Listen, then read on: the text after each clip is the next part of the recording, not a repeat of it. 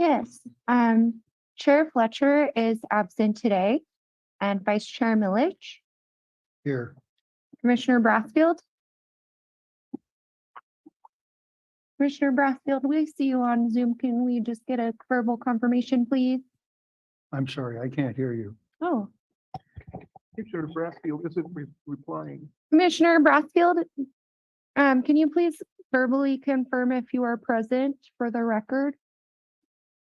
I think his screen looks a little frozen. He screen? might, Oh, here it goes. Turn yourself on. I think it's a You guys screen. are freezing up.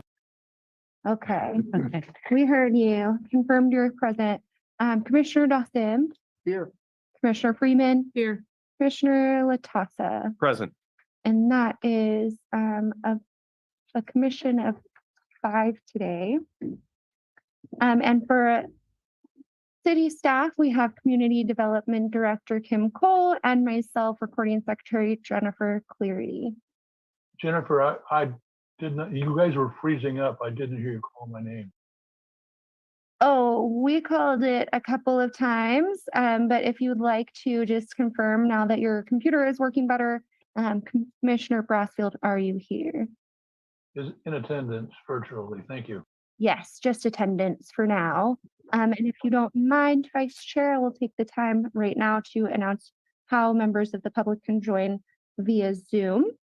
We do encourage everyone to join our meetings via Zoom Gov, a secure service that connects you live with no lag Would you time. take that mask off, please? Oh, I don't think I I'm can't hear allowed. you. I don't think You're I'm not- allowed to take the mask off, but I can lean forward to the microphone. Members of the public are encouraged to join our meetings via Zoom Gov, a secure service that connects you live with no lag time. This meeting is also streamed live on youtube.com/City of Monterey with a 10-second delay and Comcast Channel 25 with up to a 90-second delay. If you would like to provide public comment, please join the meeting using Zoom or by telephone, making sure to join in time to accommodate delay. To join the Zoom meeting from a computer or phone, use the link or phone numbers on the agenda posted at isearchmonterey.org. Since the meeting has begun, you'll find the agenda under the Recent tab. To join by telephone, dial 833-568-8864, toll free. Once again, that toll-free phone number is 833-568-8864. And then enter the webinar ID 161-990-8039. Once again, this meeting's webinar ID is 161-990-8039. If the first number does not work, please try another. There are more phone numbers listed on the meeting agenda at isearchmonterey.org. If prompted for a participant ID, press pound. Detailed instructions for using Zoom are available at monterey.org/public meetings. To provide public comment via Zoom, please use the raise your hand function at the bottom of your screen. To provide comments by phone, dial *9 to raise your hand, then *6 to unmute when called upon. Public commenters will be announced using their last 3 phone number digits or the name typed into Zoom. Public commenters will be muted until it is their turn to speak. Please turn off TV or computer speakers or go to another room while connected, as background noise interferes with the broadcast. Public speakers will be called upon in order of hands raised. There's a 3-minute time limit for today's meeting, so please stay within that limit. And just for the record, right now, this is for comments on items not on the agenda. And I do not see any hands raised, so I don't think anyone wants to comment at this time. All right, thank you, Jennifer. We'll open the consent agenda. Is there any member of the public or committee that would like to discuss the consent item, which is the minutes, is the only one we have? Do we have anybody wanting to discuss the minutes, Jennifer? I see no hands raised, and I do believe that the only attendees might be applicants. Well, I think we can move on. I don't, okay. Do we have a motion to approve the minutes? Move to approve the minutes as stated. Is there a second? And Second.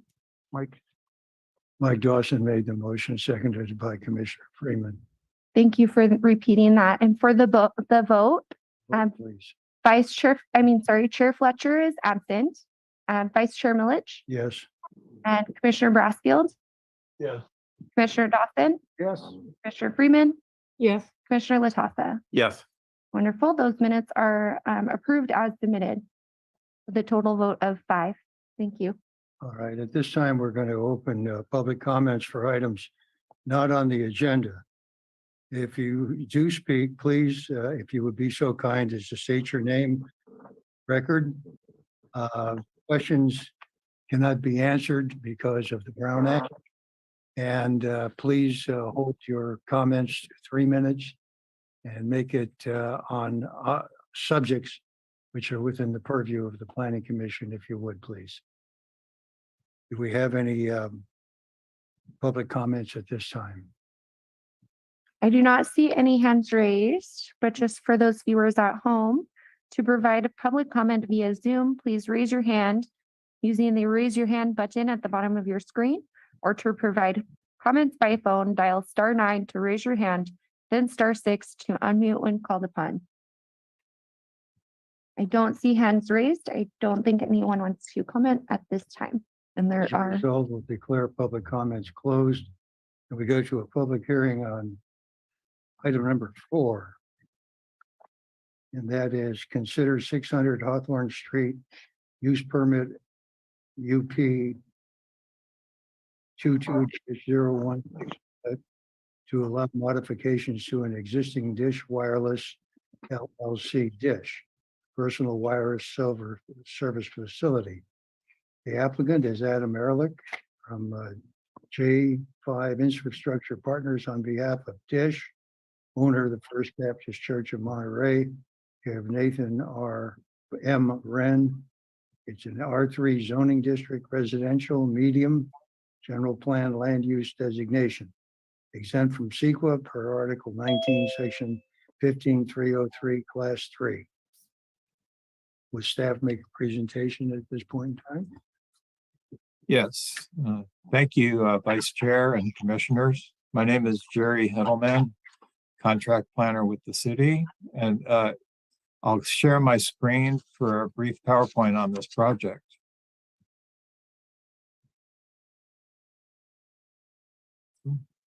Can everyone see the PowerPoint? We can. Great, thank you. As stated, this project is at 600 Hawthorne Street. It's a Dish Wireless Facility Modification Project. And some of you may be familiar with this project site. It is located between, on Hawthorne Street, 600 Hawthorne Street. It's the First Presbyterian Church. We have Hoffman Avenue over here, Prescott Avenue here, and it's surrounded by Lighthouse Avenue towards the back. The project location you'll see is in the existing church building cupola right there. For a brief project description, they will be removing 3 existing antennas, installing 3 new panel antennas in that cupola. Also, installation of 6 new remote radio heads in all within the cupola again.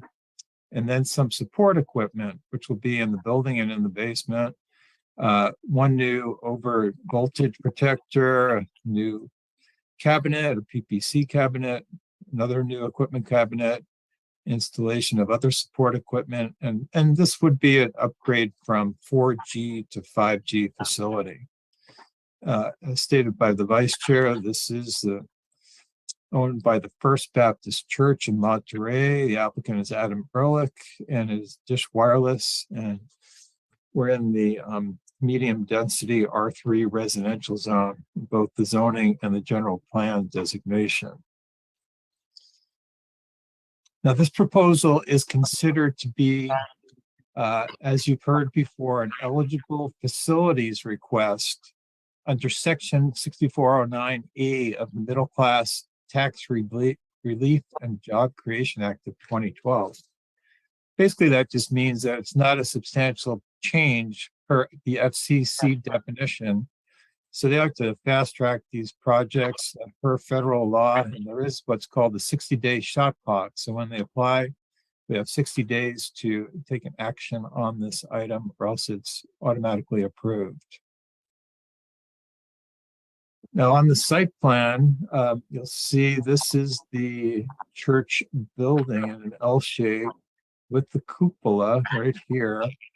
And this equipment structure is actually down in the basement, as you'll see in the elevation. So here's a close-up of the existing antennas and what they are proposing to install. So these are the antennas, these little perpendicular structures are the remote radio heads for the structure. Down again in the basement, you'll see that they have some existing equipment up here. They will be replacing that with some new equipment, a new cabinet over here. So it's basically going to be the same layout. They're not expanding the support equipment.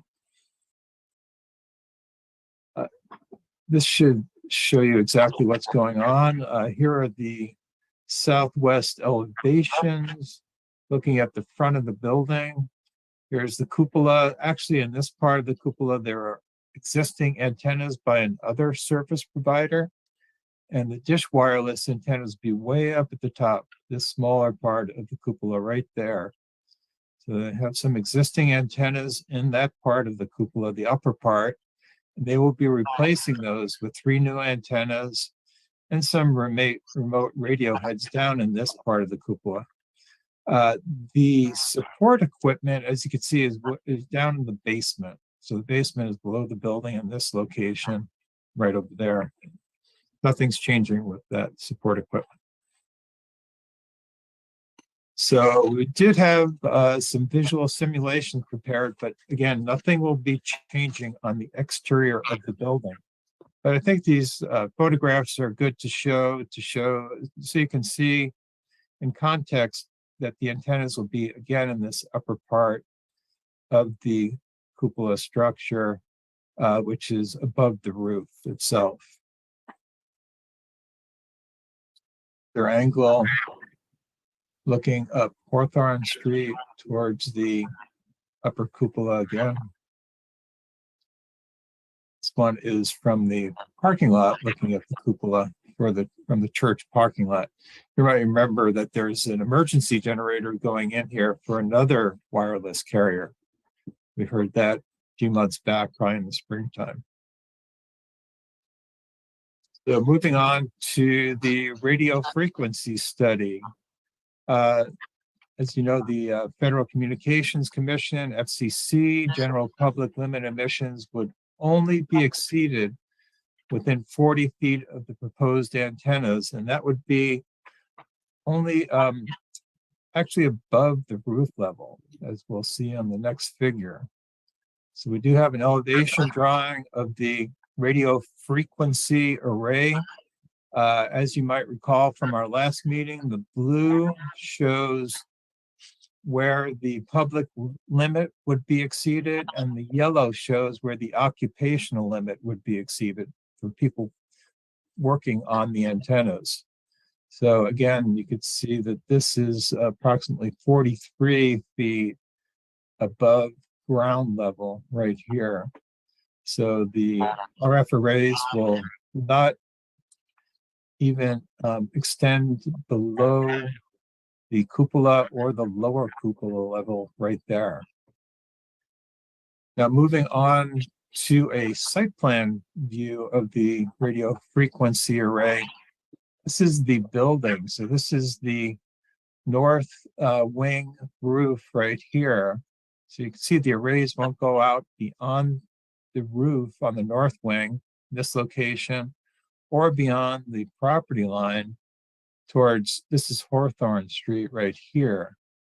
And then if you go this direction, again, it will not, the arrays will not go beyond the property line or even this roof over here. So all the radio frequency arrays will be confined to the site itself. We'll go out to Hawthorne Street or the other street over here. We do have some special radio frequency conditions that are in the resolution that you'll be acting on tonight.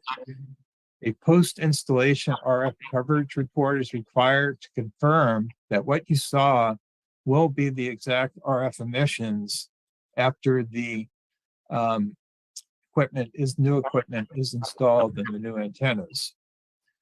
A notice of contact information sign will be placed and installed at access points to the cupola and roof. Right now, they're only can be accessed by workers, not anybody attending the church or any of the public. And then to reduce the risk of exposure, access to the areas associated with antennas and support equipment shall be secured, or we should say shall continue to be secured, because they are currently secured right now.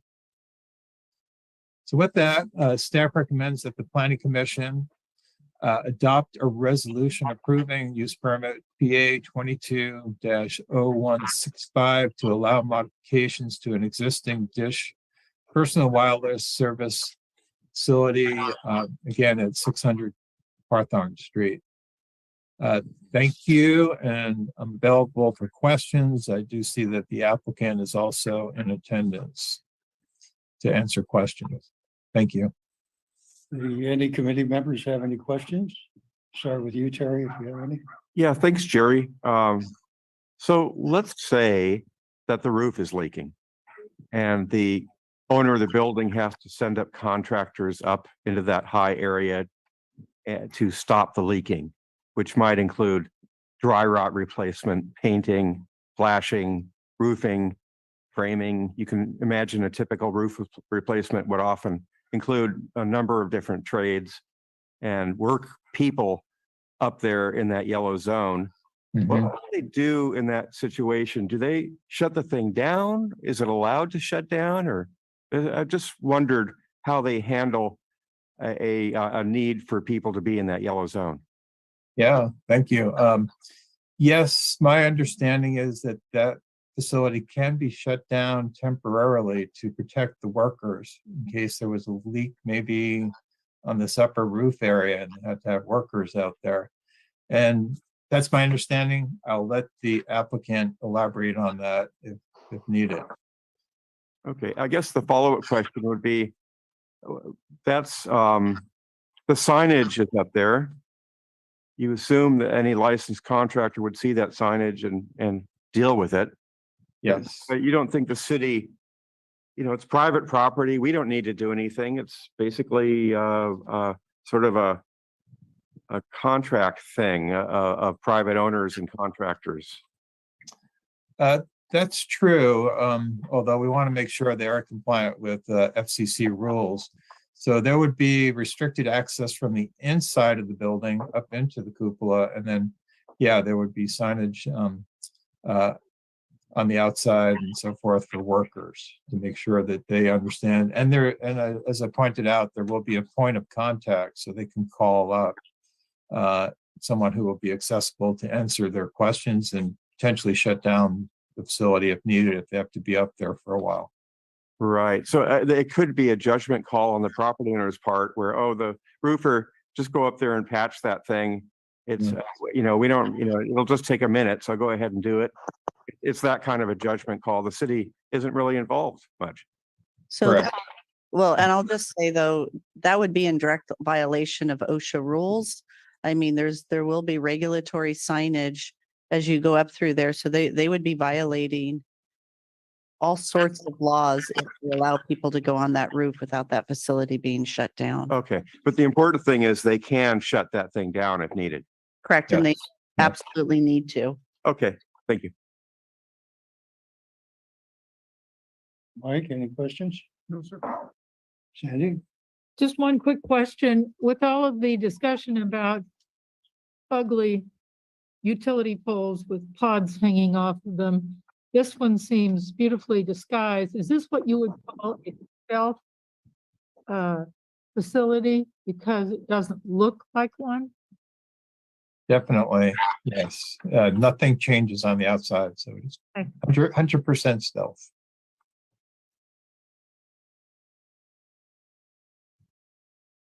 Is the applicant here to make a statement?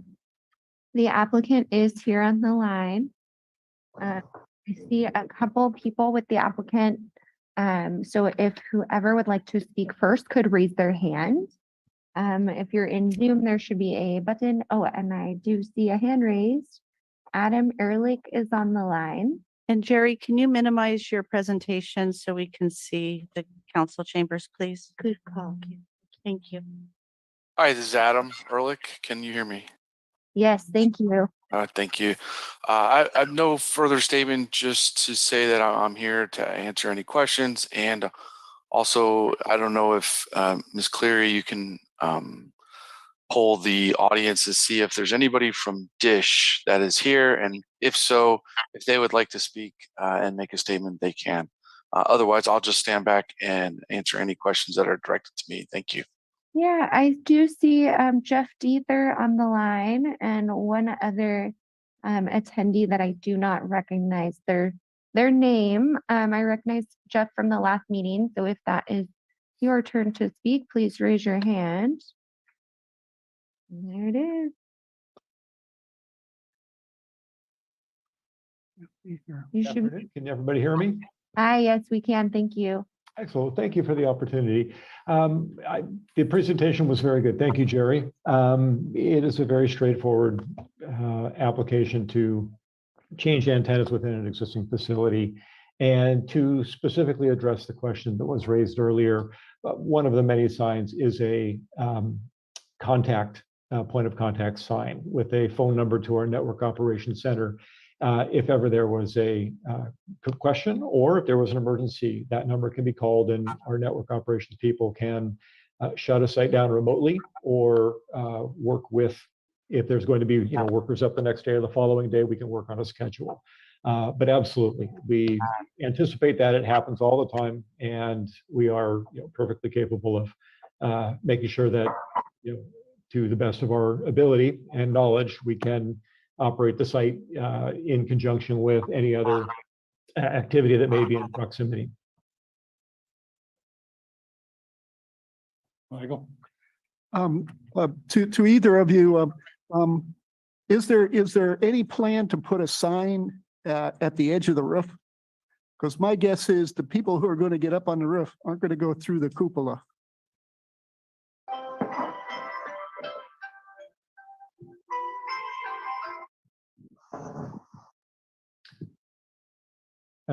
This is Jeff. Am I still on? Yes, Yeah. There is a signage requirement according to the FCC standards that is in the EMA report that was submitted with part of the application. The signs go at the point of access to the roof, and I do not know, I can't answer the question, so I'm not looking at the report right now. If there's a sign directly on the face of the cupola, quite often there is, because the point of access can be varied. But that is something that is taken into consideration when that report is written by the engineer. We also, I'll add, rely on a partnership with our landlord. If somebody's going to get on that roof, it should be with their knowledge and as one of their many, tenants or workers, whether it's a roofer or Dish Wireless. The landlord is the nexus for communication. If somebody's going to go on the roof and there's going to be, roofing that interferes with wireless or wireless that interferes with roofing, we have a relationship that the landlord is supposed to communicate, but the signage is the requirement by the federal government, by the FCC, that any occupational person accessing that roof is supposed to read and follow. And if they have any questions, to ask the landlord for clarification or information, or contact Dish to work with them so that they can access it safely. Thank you. Mm-hmm. Sure. And just for clarification on packet page 63, as indicated by the Dish representative, is the signage plan. And it says post at main rooftop access door and every point of access to the site. That's what it currently states.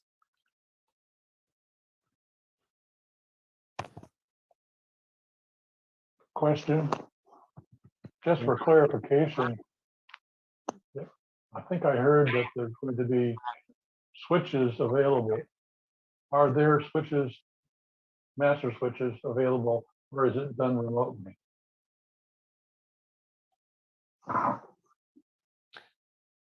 This is Jeff again.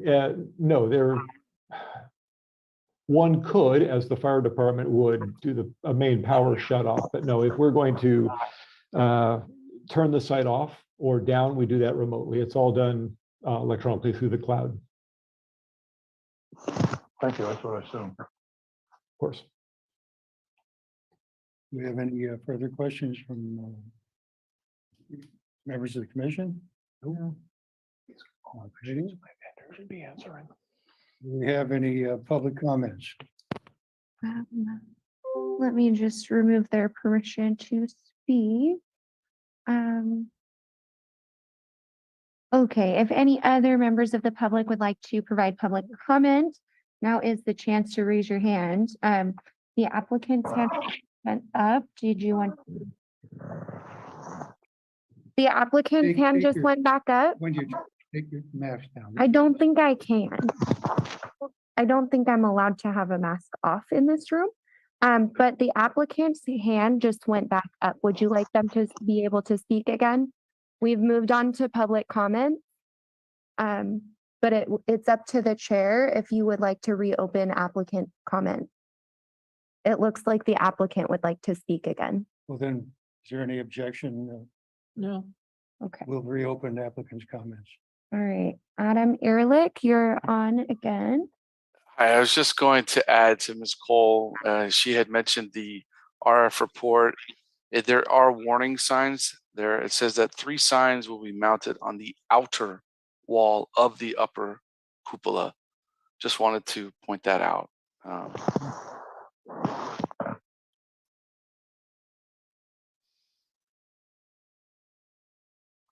Thank you. Comments on that? Do you have any other public comments? Not as of now, but just in case someone is wanting to join from home, to join the Zoom meeting from a computer or phone, use the link or phone numbers on the agenda posted at isearchmonterey.org. To join by telephone, dial 833-568-8864 toll free. Once again, to join by telephone, dial 833-568-8864 toll free, then enter the webinar ID 161-990-8039. Once again, the webinar ID for this meeting is 161-990-8039. Once you're in the meeting, to provide public comment via Zoom, please use the raise your hand function at the bottom of your screen, or to provide public comments by phone, dial *9 to raise your hand, then *6 to unmute when called upon. Public commenters will be announced using their last 3 phone number digits or the name typed into Zoom. And after that, I do see no further hands raised, and we still have no live attendees in the audience. We wait a little bit maybe to see if anybody wants to call. If you would like, yes, I can let you know if we get any hands raised after that. If you would like to move on, it's your call as the chair today. Then we'll proceed, and if anybody wants to add, we can always, wants to come in and call, we can always open it later for them. Okay, definitely. Okay? So we're going to close public comments on this matter and bring it back to the commission. And do we have any discussion? Mr. Dawson? Since is this a 6409 project? Yes. Since it's a 6409, there's really kind of a federal law that says we have to approve it no matter what. Right. Can you explain what a 6409 is? Military. It's a 6409. I think Kim would be a lot better at me than explaining what a 6409 is. Sure. So the FCC has established criteria for 6409 applications, and they're specified on pages 15 and 16 of your staff report. And they basically define the following criteria. If the facility doesn't increase height more than 10% of the height of the, and not to exceed 20 feet, whichever is greater. So there's a height threshold to qualify as a 6409 application. There is the proposed co-location or modification increases the width more than 20 feet. So you can go up to 18, 19 feet and still be considered a 6409 application. If you install more than 4 equipment cabinets, it doesn't qualify. So it has to be less than 4 new equipment cabinets. If there's excavation outside the current boundaries of the site, and if it would defeat the concealment elements of the original deployment, that can be considered a disqualifying factor. And you have to comply with current conditions of approval. And those are the main criteria. So in this case, what Jerry was carefully reviewing with you was that the existing facilities within the cupola, we have findings to show that it's not considered a substantial change based on the criteria of the FCC. So there are very specific sort of check mark lists that you go through. And a 6409 application then is treated in an expedited fashion. We have to process it within 60 days.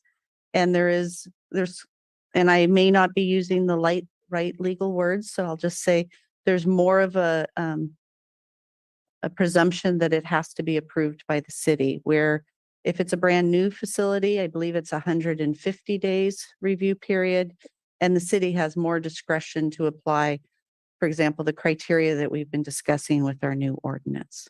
Okay. If we go ahead and approve it, is this a wireless appeal or still a 2-day appeal? It's a 3-day appeal process, so they would any appeal would have to be within 3 days of your decision. And we leave enough time to get to the city council for any appeals that are filed. Thank you, Kevin. Any other questions of staff, comments by commission? Motions in order. Do we have a motion to approve or disapprove? Sure. I have a comment. Comment away. Okay, 6409 updates are becoming a process that we're seeing, and it's really cut and dry. And I looked at all the pages and all the seals and all the reports. We have actually created an industry product there. But I think it's pretty cut and dry. But I will say that it appears that our existing ordinance is making its way and making itself heard by the people who are making these applications. So I don't see any reason why we shouldn't approve it. Thank you. Okay, I move to approve 600 Hawthorne Street, use permit UP 22-0165 to allow modifications to an existing Dish Wireless LLC personal wireless service facility. That's it. Along with the Second. findings and support thereof by staff. Exactly. Second. Okay. Second. Okay, but moved and seconded. Any further comment? No? Roll call vote, please, Jennifer. Definitely. Chair Fletcher is still absent. Vice Chair Milich, Yes. Commissioner Brassfield, Yes, Commissioner Dawson, Yes. Commissioner Freeman, Yes. Commissioner Latassa. Yes. Thank you. That motion carries with a vote of 5. Passes And- 5-0. And it is appealable with documents found at this planning office within the next 3 days. 2 days. All right. Okay, It's 3 days. I just need to 3 be, days? there's 3 days to file appeals. Okay. I stand corrected. All right, our next item is number 5. Consider 350 Calle Principal Use Permit Amendment PA 220135 to allow modifications to an existing Dish Wireless LLC Dish Personal Wireless Service Facility. The applicant is Adam Ehrlich, J5 Infrastructure Partners on behalf of Dish, owner San Carlos Associates, the California Partnership. VAF Visitor Accommodation Facility Zoning District, Commercial General Plan and Land Use Designation, exempt from SECRA for Article 19, Section 15303, Class 3, recommended for continuance to October 11th, 2022. Do we have to approve this? I would just ask you adopt a motion in a second to continue it to October 11th. We also have to accept public comment. Right. There's nobody in the council chambers. Jennifer, is there anyone online? There are a few people online who are not the applicant. So just a reminder to provide public comment via Zoom, please use the raise your hand function at the bottom of your screen, or to provide comments by phone, dial *9 to raise your hand, then *6 to unmute when called upon. I do not see any hands raised. I don't think anyone wants to comment.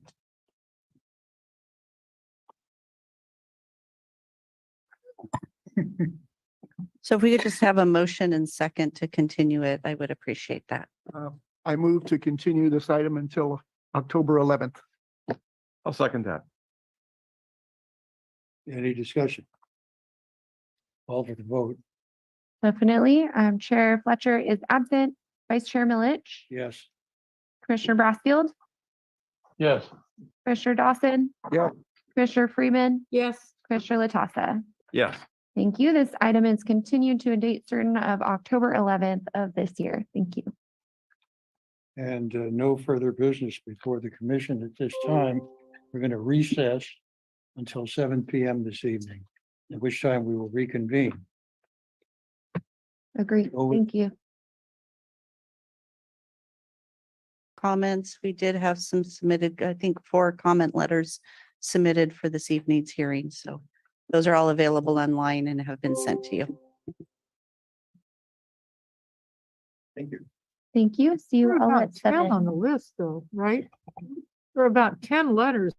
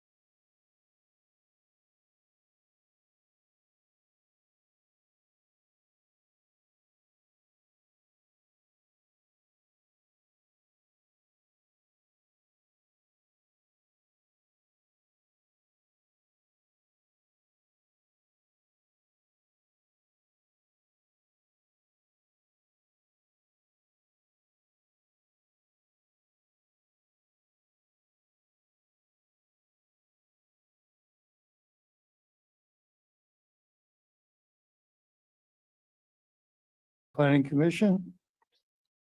And please take roll. Definitely. Chair Fletcher is still absent. Vice Chair Milich, Here, Commissioner Brassfield, Present. Commissioner Dawson, Here.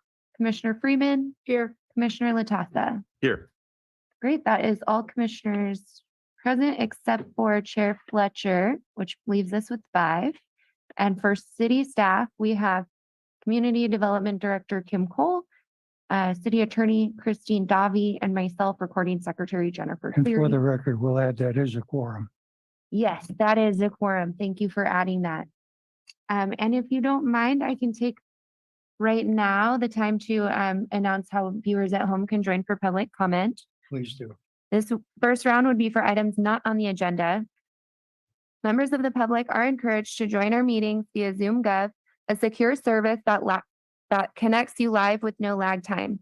This meeting is also streamed live on youtube.com/City of Monterey with a 10-second delay and Comcast Channel 25 with up to a 90-second delay. If you would like to provide public comment, please join the meeting using Zoom or by telephone, making sure to join in time to accommodate delays. To join the Zoom meeting from a computer or phone, use the link or phone numbers on the agenda posted at isearchmonterey.org. Since the meeting has begun, you will find the agenda under the Recent tab. To join by telephone, dial 833-568-8864 toll free. Once again, the phone number to call is 833-568-8864. If the first number doesn't work, there are more listed on the meeting agenda at isearchmonterey.org. You'll need the webinar ID 161-990-8039. Once again, this meeting's webinar ID is 161-990-8039. If prompted for a participant ID, press pound. Detailed instructions for using Zoom are available at monterey.org/public meetings. To provide public comment via Zoom, please use the raise your hand function at the bottom of your screen. To provide comments by phone, dial *9 to raise your hand, then *6 to unmute when called upon. Public commenters will be announced using their last 3 phone number digits or the name typed into Zoom. Public commenters will be muted until it is their turn to speak. Please turn off TV or computer speakers or go to another room while connected, as background noise interferes with the broadcast. Public speakers will be called upon in order of hands raised. There is a 3-minute time limit for today's meeting. Please stay within that limit. And just a reminder for everyone in the chambers, whether you are a commissioner or a member of the public, please make sure that the microphone and the green light is on the microphone if you're in person. Thank you. The first thing I'm told we do is we have, are there any public comments on items not on the agenda that are within the purview of the Planning Commission? In other words, something that we can do something about. Is there anybody from the audience who would like to speak? If we can, let's alternate between online and the audience. That way, nobody has to wait too long. Definitely. And I do see a couple members joined by Zoom, but there are no hands raised in person or over. I see nobody from the audience who wants it. So please, Jennifer. Definitely. Thank you.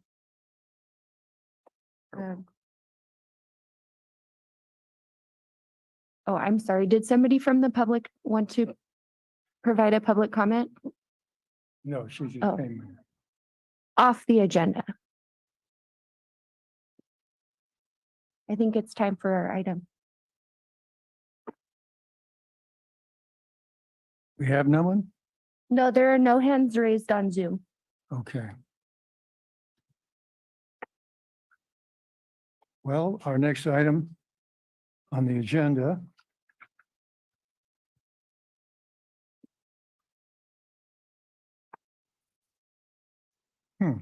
Six. what did I do with it? There it is, right here. Number 6. Here we go. Consider recommending an ordinance to the city council repealing and replacing City Code Charter 38, Article 17, section 112.4 related to wireless communication facilities exempt from CEQA, Article 19, sections 15.305 and 15.308, classes 5 and 8. Kim Cole is going to give us a presentation. Or not? Yeah, do it. Sorry, just getting set up here. Okay. I think everyone can see. Thank you, Vice Chair Milich and Commissioners. This evening represents our fourth public hearing on the proposed wireless ordinance. And our recommendation to you this evening is that the Planning Commission adopt a resolution recommending the ordinance to the City Council, which will repeal and replace the existing city code related to wireless communication facilities. And we also recommend a finding that the project is exempt from CEQA. So I'm just going to start with our most recent project background. Your last meeting was about 2 weeks ago, I think exactly 2 weeks ago on September 13th. And the Planning Commission requested additional information on 4 topics and staff added a 5th. So the first topic you requested information was to explore the issue of setbacks, more information on mock-ups, removal bonds, specific designs, and then staff added tribe test data. So what are the setback types? The first is possibly separation between facilities. The other is an idea of separation from or setbacks from residences, setbacks from schools, or a setback from schools and residences combined. So let's explore the first concept, which is separation between facilities. And the idea with this concept is that the city would establish a separation standard between facilities in the public right-of-way with the goal of limiting visual clutter. So for example, the city could adopt a standard that wireless facilities in the public right-of-way have to be 150 feet apart, 200 feet apart, so that they're not, so that there's less visual clutter and the street is more open.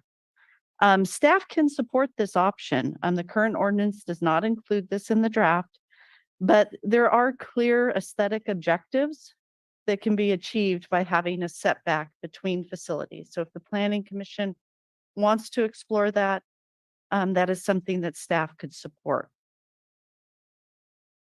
So the other concept that was discussed was setback from residences. The Planning Commission discussed establishing a setback from both single and multifamily residential properties. We have mapped this concept, and our opinion is that this approach eliminates large expanses of the city, even if that setback was limited to 50 feet. So if we pick sort of the most narrow setback from residences, and we can't recommend this option from a staff level. Our conclusion is adding this type of setback conflicts with the ordinance's carefully ordered preferences that we've established, including the use of existing poles. And we also feel that this approach presents undue risk of legal challenge to the city. And so what we did do is we, our GIS coordinator for the city identified residential properties, and we had her create buffers of 50 feet from them. And so the yellow areas shown on this map are areas where, you wouldn't be allowed to have wireless facilities within 50 feet. So that sort of shows fairly large areas of the city would be excluded from wireless facilities. We also mapped 150, and you can see the difference. It gets a little bit broader. And I think that's predominantly because most of the city, or a large portion of the city, is designated to residential uses. The exceptions are as shown on this map, Ryan Ranch, the Garden Road corridor currently, not in the future, and parts of East Downtown. Setbacks from schools was another concept. This approach still leaves substantial areas where facilities could be installed. Staff could support this option if the commission expresses clear aesthetic objectives for minimizing clutter near schools. And our GIS coordinator identified schools and showed a 150-foot setback from schools. And you still see that with this approach, there's large areas of the city where wireless facilities could be installed. So we believe that this is a possible alternative that you can explore. And then the last option that we really talked about was a combined setback from schools and residences. So the combination of both of those. And as the map will show, this eliminates large expanses of the city from wireless facilities. And we believe it will also potentially open the city to legal challenge as well. And so staff cannot recommend this option. And this is a map that shows 150-foot setback from schools and residences. So in summary, with setbacks, staff could support separation between facilities and setbacks from schools. The second concept is mock-ups. We've talked a lot about this, so if it's repetitive, I apologize. First of all, mock-ups can be a required submittal requirement. We can do that as long as we specify that in our submittal checklist. The current ordinance requires mock-ups for new facilities. As I've shared with you before, implementation has been challenging because it requires full engineering to install a facility temporarily on a structure, even if it's fairly small. In response to that, the community heard that and they said, well, we're okay if it doesn't actually, the mock-up isn't installed on the building, but maybe there's a place in the town you could put them, maybe like in Via Paraiso Park, and put the mock-ups on the ground. So there's not the potential that they could fall on people from buildings and various poles. And I guess what I'm just asking the commission to consider is this really needed? From staff's perspective, this is going to necessitate a lot of work. The easiest might be to designate a location where these mock-ups are going to be. The city's going to need to allocate dollars to install a fence or some sort of protective structure around the mock-ups. We'll need to work with the carriers on delivery. So if it's in a park, we're going to have to figure out how to get vehicles down or something to drop off the mock-up. The city will either need to accept the risk that the mock-up may not be removed or execute a contract license for its removal, because if they're going to put something on city property, we're going to want them to remove that. We'll need to coordinate the removal of the item, and then we'll need to enforce removal of the mock-up if the carrier is negligent. Other questions that come to my mind: will there be an expectation that staff go out there and measure the mock-ups to confirm that they match the drawings? And so my question to the commission, or really to the city, is this worth the staff time, and may necessitate additional staff resources to be able to implement this type of submittal requirement? And the other thing I'd like you to consider, if you decide to go down the route of requiring mock-ups, is it only of certain types of facility? Is it only the antenna itself? Or, most of these facilities come with equipment cabinets. Some of them are quite large. Some of them come with generator cabinets, that can be 8 by 10 in size with CMU walls around them. What needs to be mocked up, and what is the real objective and requirement? And I guess lastly, there is a requirement that the city continues to want, and that is the visual simulation. So the real question to you is, does the visual simulation not provide what you need to make a decision versus an actual mock-up of a facility somewhere in the city? Bonds. So So the proposed ordinance contains procedures for abandoned and discontinued facilities. There's a whole section in there. And our recommendation is we stay with the language as written for abandoned and discontinued facilities. I do want to say that the government code specifies a performance bond may be required. A city can do that if it's related to the cost of removal. And so, this is sort of a similar question to the one previously. Staff is recommending that we can use the existing tools in the abatement and discontinuance provision and go through the nuisance process to get the facility removed versus potentially needing to hire additional staff to create and manage a bond process. So we don't currently have the resources to collect bonds and do all of this for all of the facilities we're processing. And this is probably for me the most important item that you talked about at your last meeting. I just want the one thing that the city can do extensively under wireless regulation is regulate the aesthetics of wireless facilities. We can make choices about what we want to see in our community. And the ordinance in front of you makes a definite decision. But I wanted to show you some ideas of what other cities are doing. Here's an example of a decorative light post with a wireless facility inside. You can see where the antenna is up in this location. Here, it's a marble light pole with an antenna on top. Here's an example of two different examples in a city. Freestanding poles. You see the antennas here and most likely up here. This probably has two carriers within it. This is another example where you see the equipment is probably stored down in the base here with the antenna above. Some cities have a very decorative option, so they try to create an architectural statement with the antenna. Here's another example, sort of old-fashioned fixtures on a modern-day antenna. Here's a sign that's installed. It's in a residential neighborhood with, the antennas above. This is a very large facility with sort of old-fashioned light fixtures on it again. And our ordinance basically encourages this last option.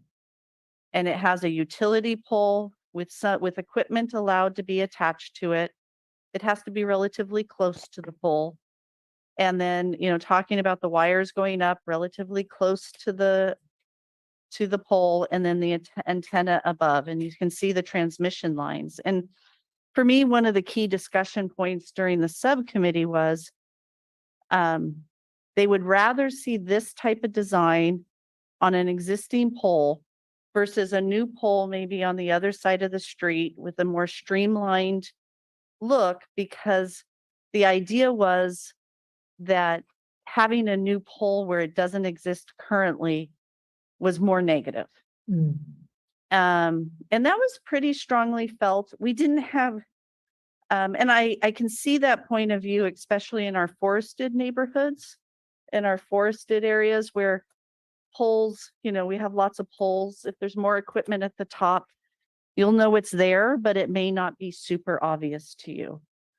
In some of our neighborhoods, like our view neighborhoods, I think as more equipment gets added to the top of poles, people will notice. I also think they'll notice a new pole. So I'm not going to make a personal judgment on what the city wants in terms of design. I just wanted you to know that if this body really felt strongly that the city should pick a design, we can. But this ordinance as drafted proposes basically this type of alternative, the last one that you're seeing. So the last issue, This isn't necessarily, we've seen this in the last few letters, but there was a letter submitted right before the last meeting. And I was going back and rereading letters. And this concept of drive test data for an effective prohibition claim. And as I understand it, and we have an attorney on the call that can answer in more specificity, the city cannot require certain items for an effective prohibition claim, but our ordinance can suggest to carriers that we would like you to potentially look at these things. So when we went back and looked at this, this was a comment from the public. We think we can add this as a recommended option for carriers to submit to support their effective prohibition complaint. So generally summarize that they provide results of drive tests within the last 6 months, that there's signal strength data for each frequency provided, and they provide a record of dropped calls and denial of service records. From my perspective, adding this appeared to address at least one of the most significant requests that we've seen from the public. So as I wrap up here, we're recommending that you move this ordinance forward to the City Council. If you have any questions, I'm here. Our City Attorney, Christine Davi, and Gail Koresh with BBK is here as well. We're happy to answer any questions. First of all, let's see if Commissioner Brassfield has any questions. I beg your pardon? Mike, do you have any questions of Kim? Well, thank you. Yeah. Regarding the visual symbolization, a lot of people have a difficulty looking at a 1 or 2D image and try to picture it on the street. Some of us can look at a plan and can visualize it. I wonder if they could do a 3D type of visualization so that we could look at these issues. I can appreciate that from Kim's perspective, the city's perspective, maintaining the examples of models, even for short time, can be a nightmare. So if we could get better visualization or symbolism, that might help. In there's difference of opinions on the types of equipment on poles. Yes, I remember, and Kim is right. A lot of different thoughts were discussed regarding the types of pole and equipment, and we really didn't like the idea of adding too many poles, new poles. I wonder if, when we talk about the issue of aesthetics, if we start putting these poles and they're one distance apart or one every other one, can we say they can be no closer than the 3 poles apart? That would put one with tower, one without, and one with. That would be something I'd like to hear some talk on.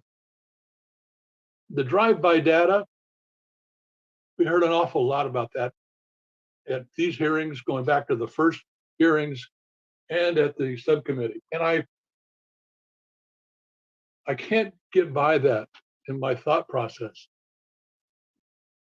We have,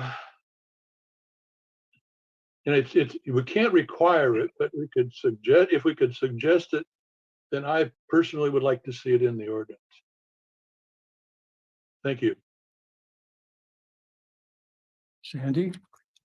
I just had a couple of questions. The idea that we could combine on the setbacks for facilities in the public right of way, combine separation between facilities and a setback from schools on an aesthetic basis. Were you thinking of a specific number of feet between facilities or a specific number of feet from a school? I have not determined a specific distance. Okay, I think what I've heard suggested in public comment is 150 feet uh-huh, I saw Um, that too. is what I saw. And the reason for not having 50 feet between or setback from residences is because the residences are closer than 50 feet. I mean, some of the front setback from the lot lines are closer than, so it just makes it an impossible situation, right? Well, and I think it's that plus the concept that large areas of the city, our ordinance wouldn't allow them in large areas of our city, Yeah. which creates some real challenges in, I think makes us susceptible to potential more legal risk than we might want. Right. The only other two things that, just popped out at me, I thought the pictures of the poles and the various styles of mounting the wireless facility on the pole were interesting and good. I think for most of the older poles in the city, and I'm thinking of Pacific Avenue right now, coming from Soledad down to the city hall, is not the height of the pole or the distance between. It's all those wires that are crossing across the street. And even though this is a wireless pod on those poles, already they seem fragile. It's just a comment. I think you've done a great job of answering the specific questions that the Planning Commission asked for. Gary? Thanks, Kim. Just a few questions. So regarding the mock-ups, you've done a very good job of presenting staff's difficulty with it, and it's the practical issues are so clear. It really is. It kind of reminds me of the story pole issue.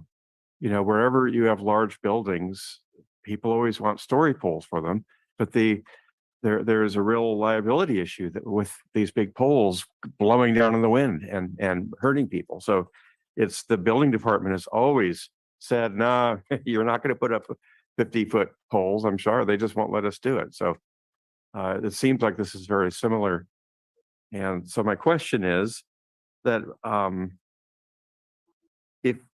if the ordinance were to say that the Planning Commission can request scale models, if there's an aesthetic difficulty of understanding a design, I guess the Planning Commission, just like the ARC does for certain buildings, sometimes they ask an applicant to bring in a model if it's an important project.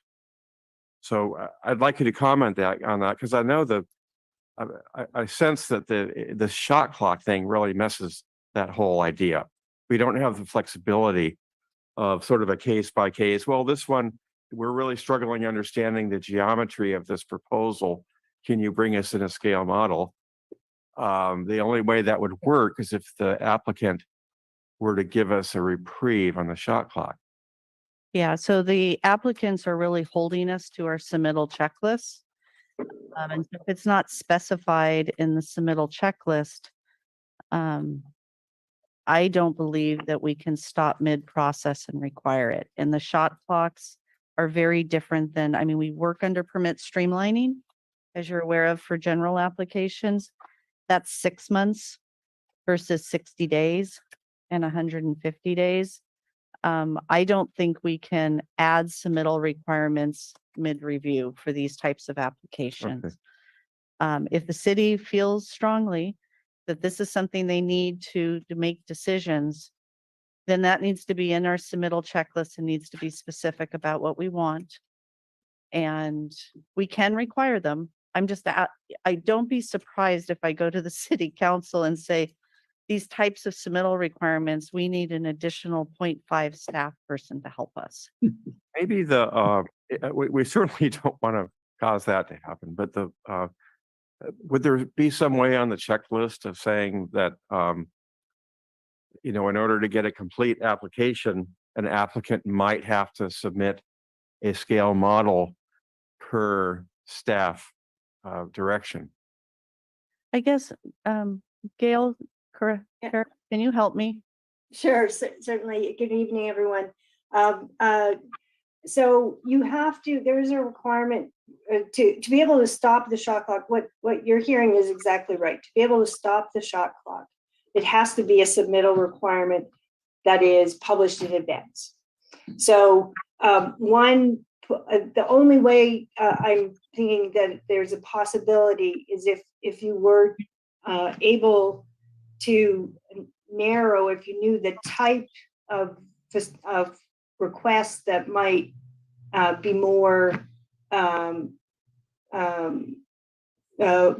that you would think would be more helpful to have a mock-up, maybe if it were more limited and you knew, these, like maybe it's a new standalone, macro tower or something like that. I don't know. If that's what you're thinking, maybe that would be helpful in terms of limiting the request. And it may be also possible to have it as a request that as a requirement that can be waived, right? So rather than you might ask for it, it's a requirement, but maybe and the question would be who could waive it? Maybe it would be the director could waive it or something like that. If the goal is to stop the shot clock. Otherwise, you're really kind of, that won't necessarily, if you don't have it as a submittal requirement and you ask for it in midway through the process, it really would have to depend on whether the applicant was willing to entertain that request. But otherwise, the shot clock may be just moving along and you won't be able to stop it without their agreement. But you can always stop a shot clock by mutual agreement. But it could appear on the checklist, that in certain situations, the director may require a scale model be prepared. Well, if you specify Before the shot clock starts. Sorry, if you specified those situations so that the applicant knew if that was something they had to do or not. Okay. That's the point. If I may interject, I recall back when we had the subcommittee, I was reading the problems that communities were having with cell towers. And one of them was, I don't remember where it was, but they had a cell tower that the company represented with as examples and in visual, I guess you would call it visual symbolism. But when the product was put in place, it didn't even look like that. And they said that they were forced to use different components. And when I thought about that, I wondered it would be kind of subjective if you gave the director if it didn't look the same, that she could put in a process. But how would we get around that kind of a thing?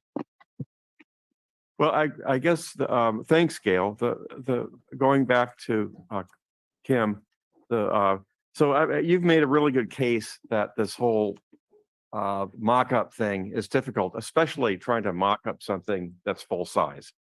That just seems impractical. And like we do with story pole issue, we allow applicants to do photo simulations, 3D photo simulations of exactly how it's going to look. And just one of my, this is going towards a question, is that recently we saw an applicant where they gave us a couple of far off photographs of the way it was going to look, but you couldn't actually see the object itself. So I would think, don't you think it'd be good to have a requirement on the checklist for a different levels of photo simulation? Certainly the street view, because that's what the public sees, but also a close-up view specifically required that gives the authority, the planning commission, the staff, or the city council, the ability to see the three-dimensional appearance of the thing. Because most of these photo simulations from a block away, you can't actually see the object itself. So I think that's completely achievable. Okay. And so, the example we were looking at the other day, I think was on top of the Marriott. Right. So if you're giving a pedestrian view of a wireless facility on the Marriott, you're halfway down Cali Principal, you're halfway up West Franklin, and you're looking up and there's a little something up there, which it's difficult to see. But I think was it Commissioner Fletcher said it would be helpful to have a zoomed in version as well. I think that's achievable. Okay. And that's just a checklist thing. That's very easy. And you could specify under visual simulation, you want 2 different perspectives. One street view, one, I don't know, with Blow up. 10 feet, I don't know, Blow up, 20 Yeah. feet. Right. Just a blow up photo simulation that gives you the a detailed look at what's being proposed and not a little dot, from a block away. It would surprise me a lot if these guys didn't already have equipment that they could just stack together and say, this is the way it's going to look because this is it. Yeah, right. So let's see. So the standardized pole design issue is interesting. And that it seems like that's a good idea. That the technology is moving so quickly. It seems like we're trying to catch a running train or something. But maybe we wouldn't necessarily even have to decide that with this ordinance. That could be a tag on kind of a part of the ordinance that's figured out later, couldn't it? It would ultimately require amendments to the ordinance that are drafted because we have design preferences in the ordinance that are saying that it should be on the existing pole as close as possible. And then there's specifications. The other option early on was to pick a pole design by area.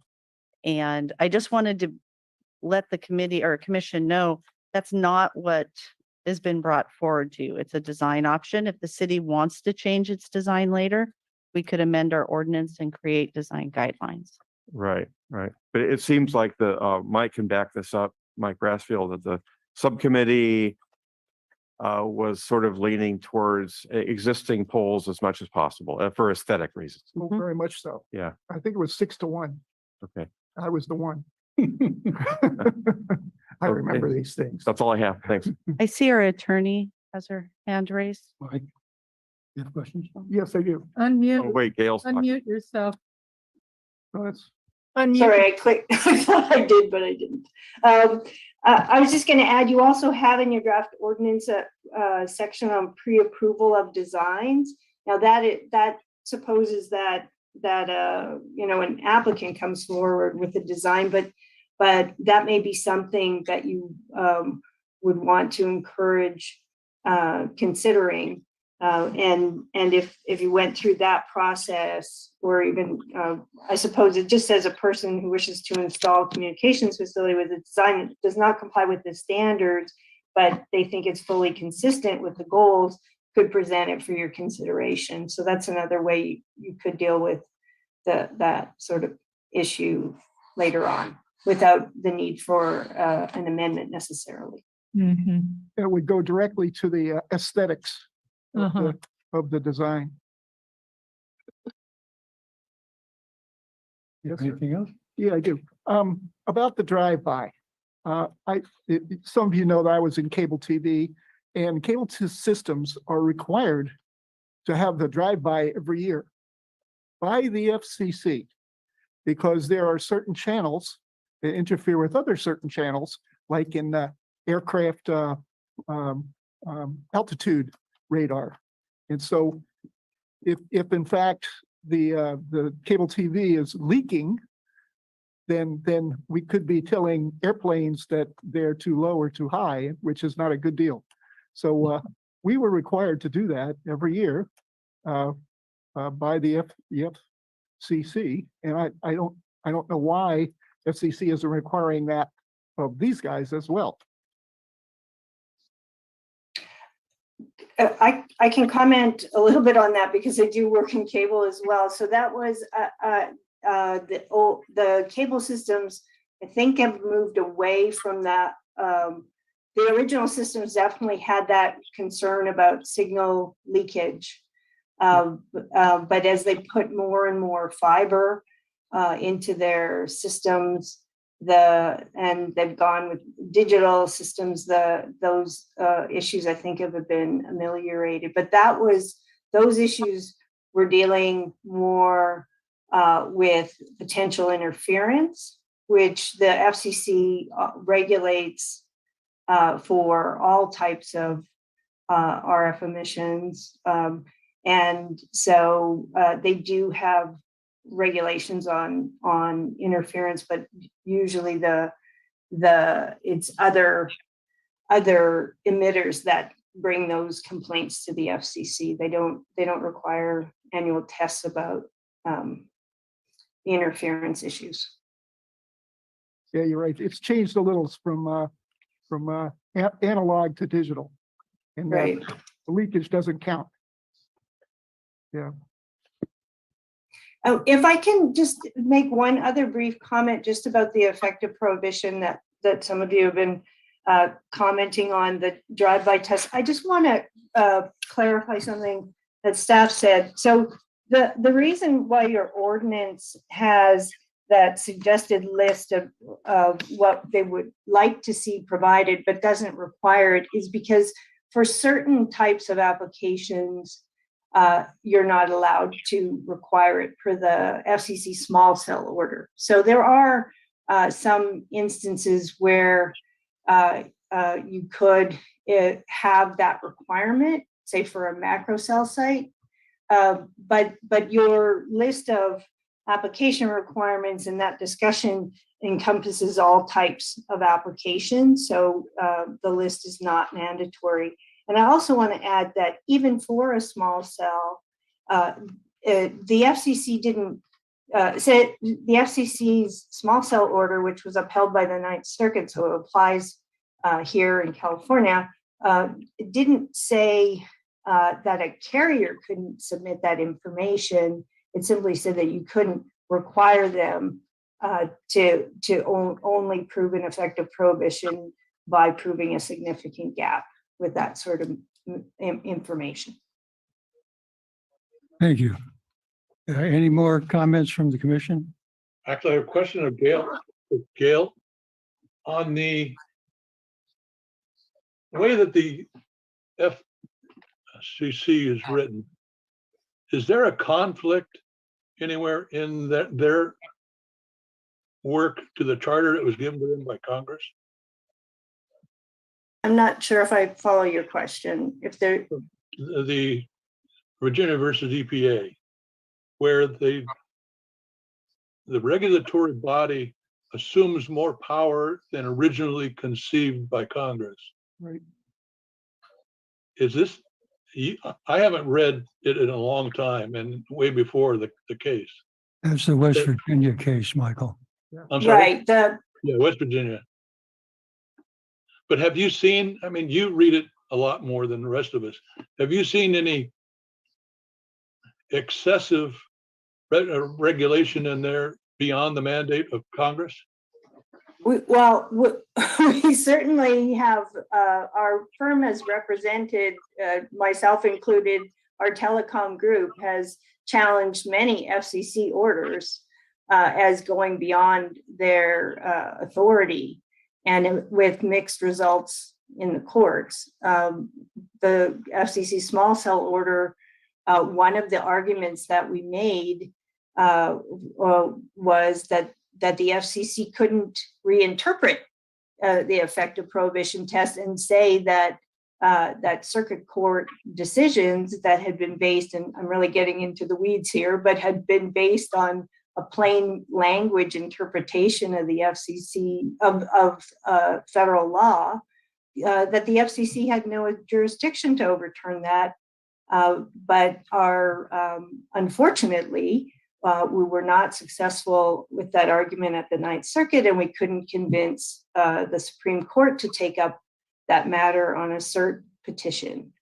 What you're seeing now, and you've seen it in some materials that some members of the public have submitted, in the Second Circuit, that was one of the circuits that had a plain language interpretation of some of the federal law, the lower courts there and the federal courts have rightly said they're going to follow their own circuit precedent until told otherwise, and they wouldn't be told otherwise by the FCC. And those cases are making their way through the courts, and we'll see what the Second Circuit decides on an appeal. And there are a couple other jurisdictions that have taken a plain language interpretation. These are all issues that we raised in our petition to the Supreme Court to try to entice them to take up a review of the Ninth Circuit's decision on the small cell order, and unfortunately they didn't. So we'll see if there is another day where that does get come back to the Supreme Court. Okay, thank you. And is there anywhere else where we have an effective prohibition that people have to give away their appeal rights? So the two places in the Communications Act, there are two different sections. There's a very similar sort of effective prohibition language, both with respect to telecommunication services and with respect to personal wireless services. And those were both added in 1996, the last time there was a major rewrite of the Communications Act. And they were added at a time when the idea was you could introduce a lot of competition, and they didn't want state or local regulations to inhibit that competition. So that they go back to 1996 in those two types of services, telecommunication services and personal wireless services. Thank you. All right, if there are no more questions, I have several of my own. To Kim, all of our public works contracts require a performance bond, as I understand it. And is that held by the building official, or does that go to the risk manager, the bond itself? You know?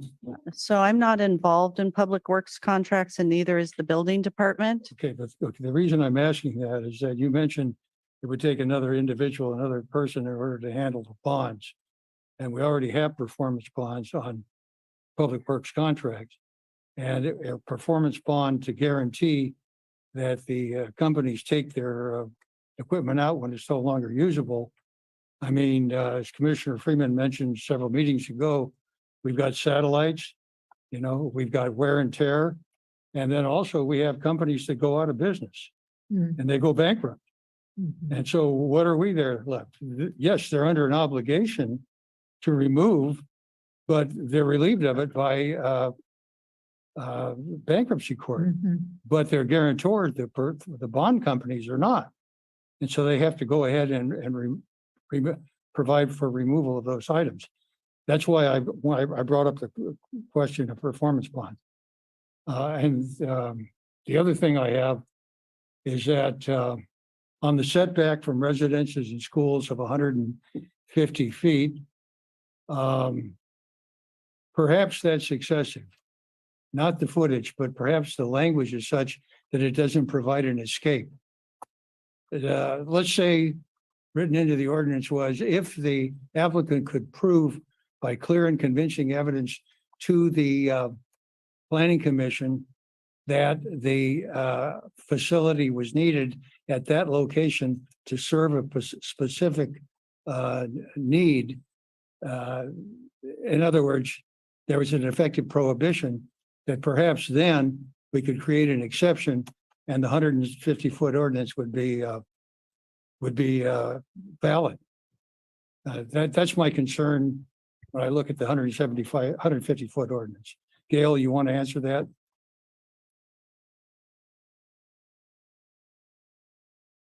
No. Sorry about that. I was just getting a glass of water.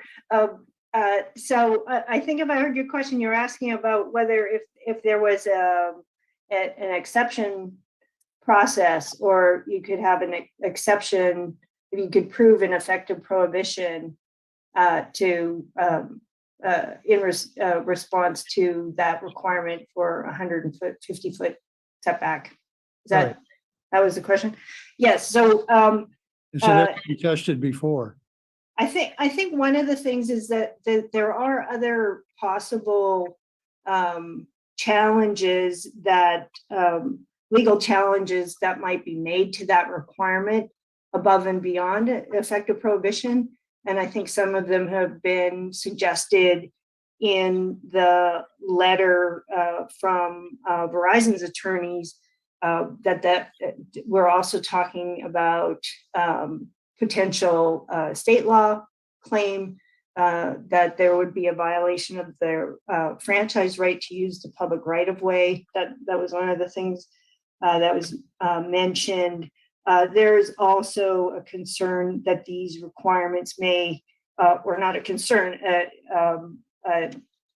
an objection by the carriers that these requirements are not necessarily based on aesthetic concerns. So those are the types of things that are potentially the legal challenges that could be faced that go beyond simply a challenge related to effective prohibition. So basically, we don't know because we haven't had a case on it. Specifically on whether or not you can make that exception to a setback ordinance for residences and schools and have it be valid or invalid. No, what I was suggesting, well, there have been cases, and Verizon mentions one of them yeah. What have they held? What have their holding been? Well, the case, they mentioned the city of Los Altos, and the city of Los Altos, in that instance, when they were faced with litigation, redid their ordinance and changed their requirements to preferences. So that's how they addressed the litigation.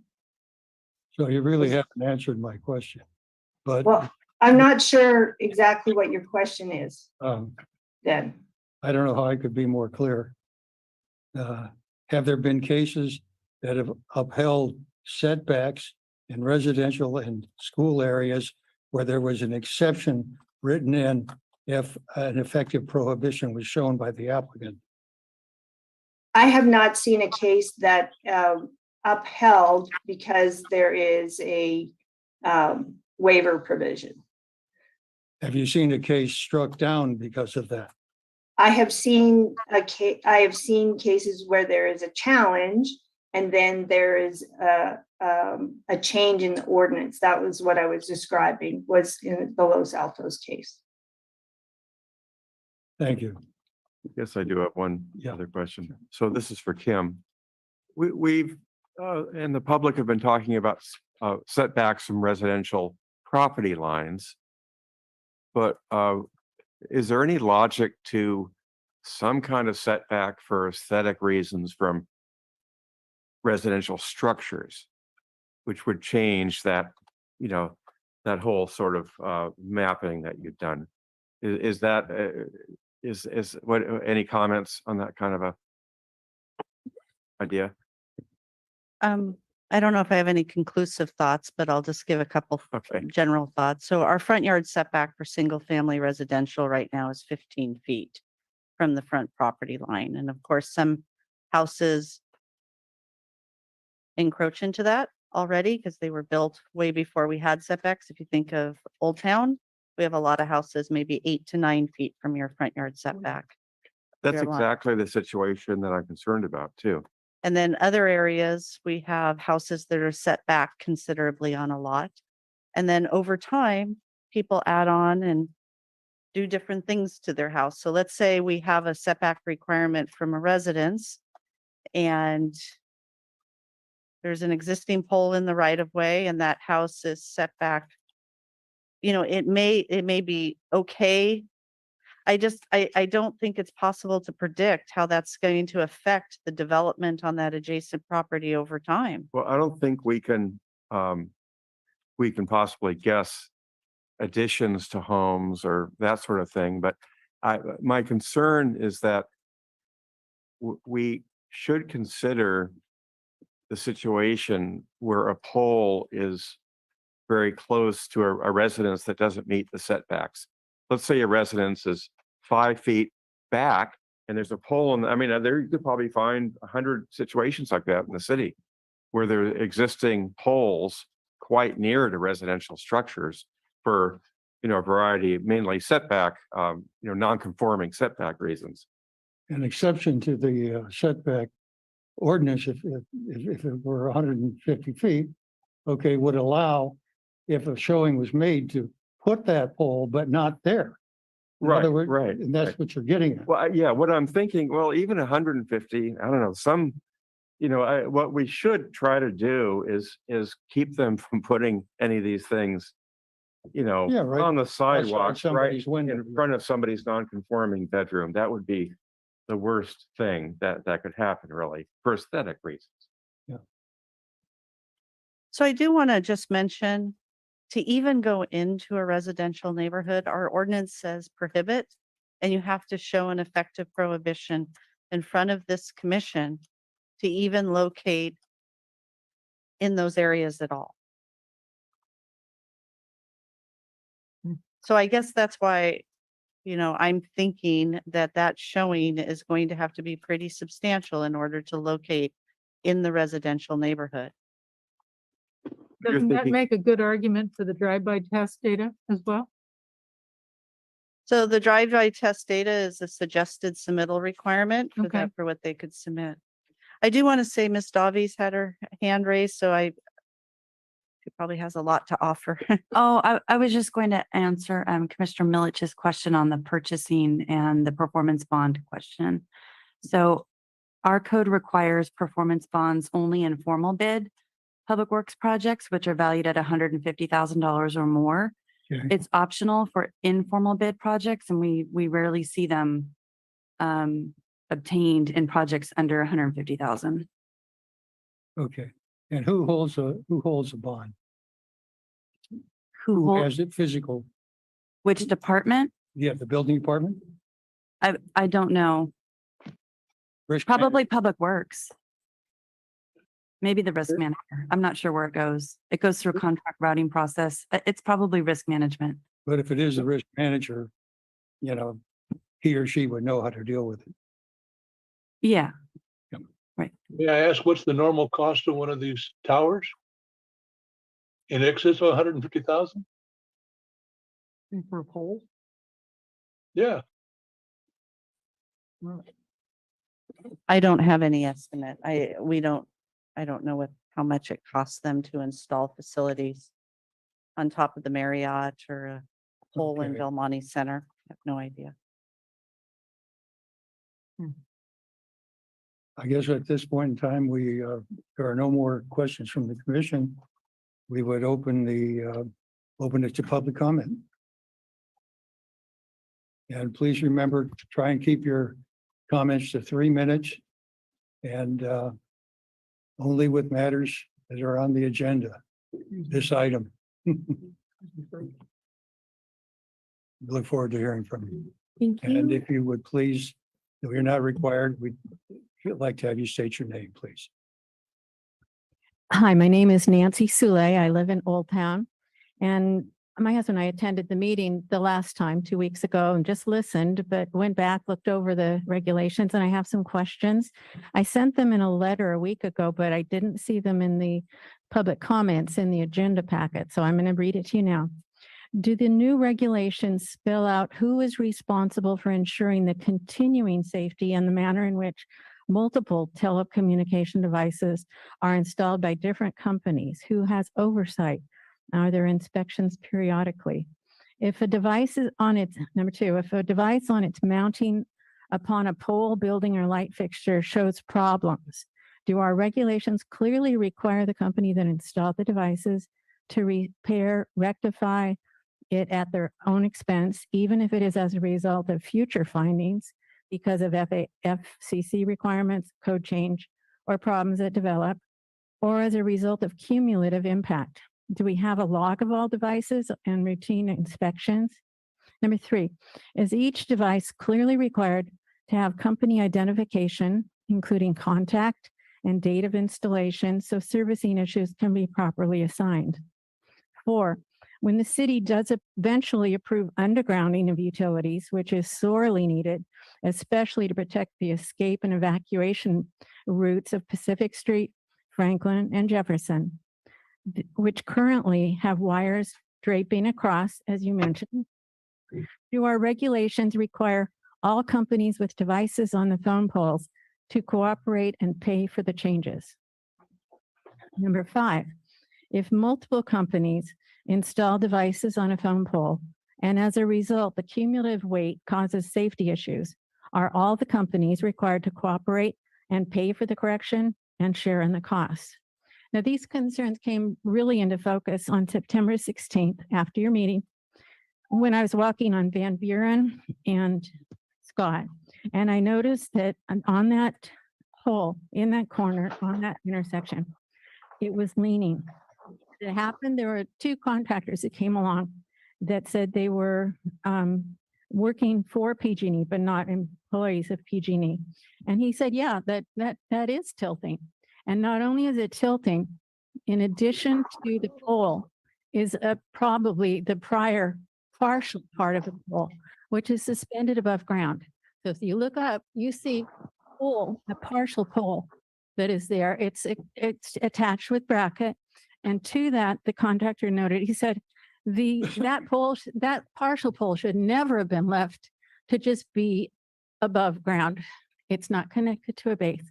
He said, and the wires going up Scott also help pull it that way. So it's a cumulative impact of all of those things. It was improperly done. And so I ask you to look at your regulations and see, would these regulations help correct it? Thank you. Can I give what I had sent you last week? Yeah. Thank you.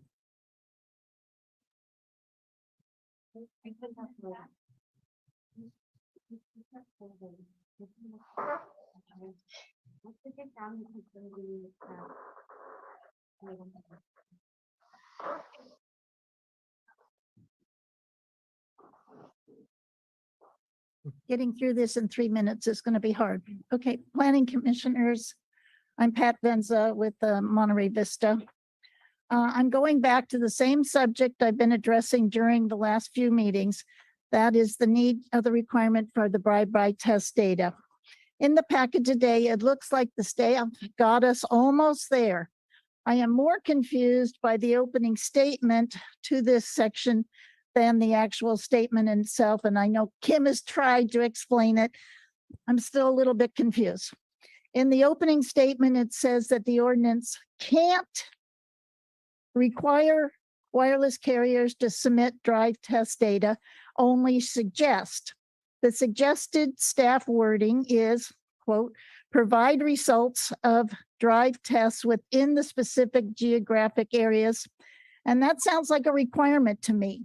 So I would like to have it explained as to how provide results is not a requirement.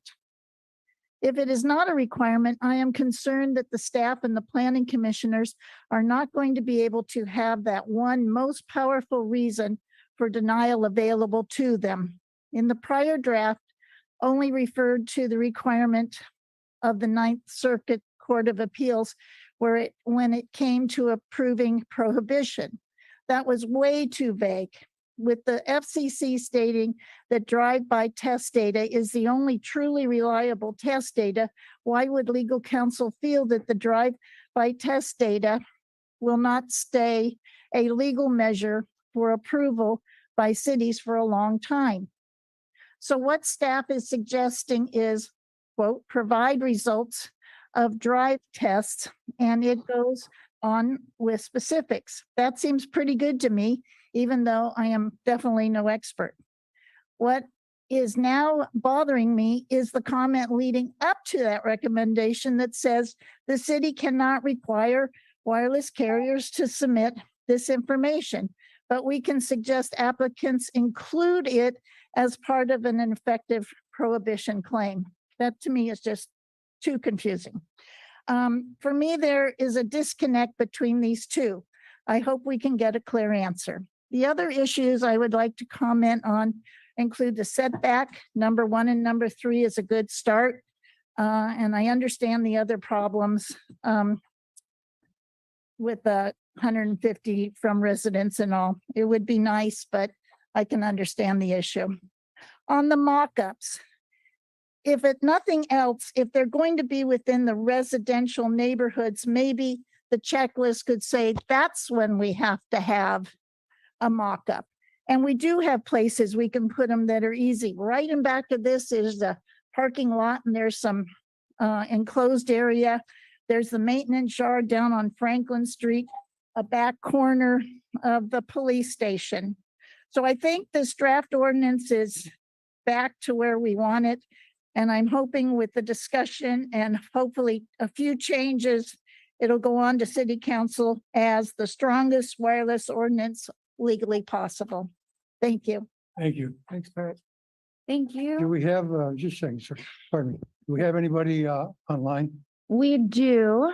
And just also, a reminder, I don't have to do this now because we do have a line, but I didn't announce for the public how to join. So you're not ready yet? No, there is a person raising their hand. The last 3 digits, 941.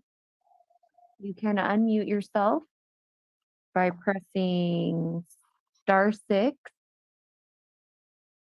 Good evening, planning commissioners. Hiya. Can you hear me? Hi, yes, thank you. Okay, when you are making a big decision that will have life-changing, long-lasting consequences, it's always a good idea to do your homework and get a second opinion so that you fully understand all of your options. Gail is giving you her admittedly narrow perspective. Top attorney Andrew Campanelli has a completely different perspective.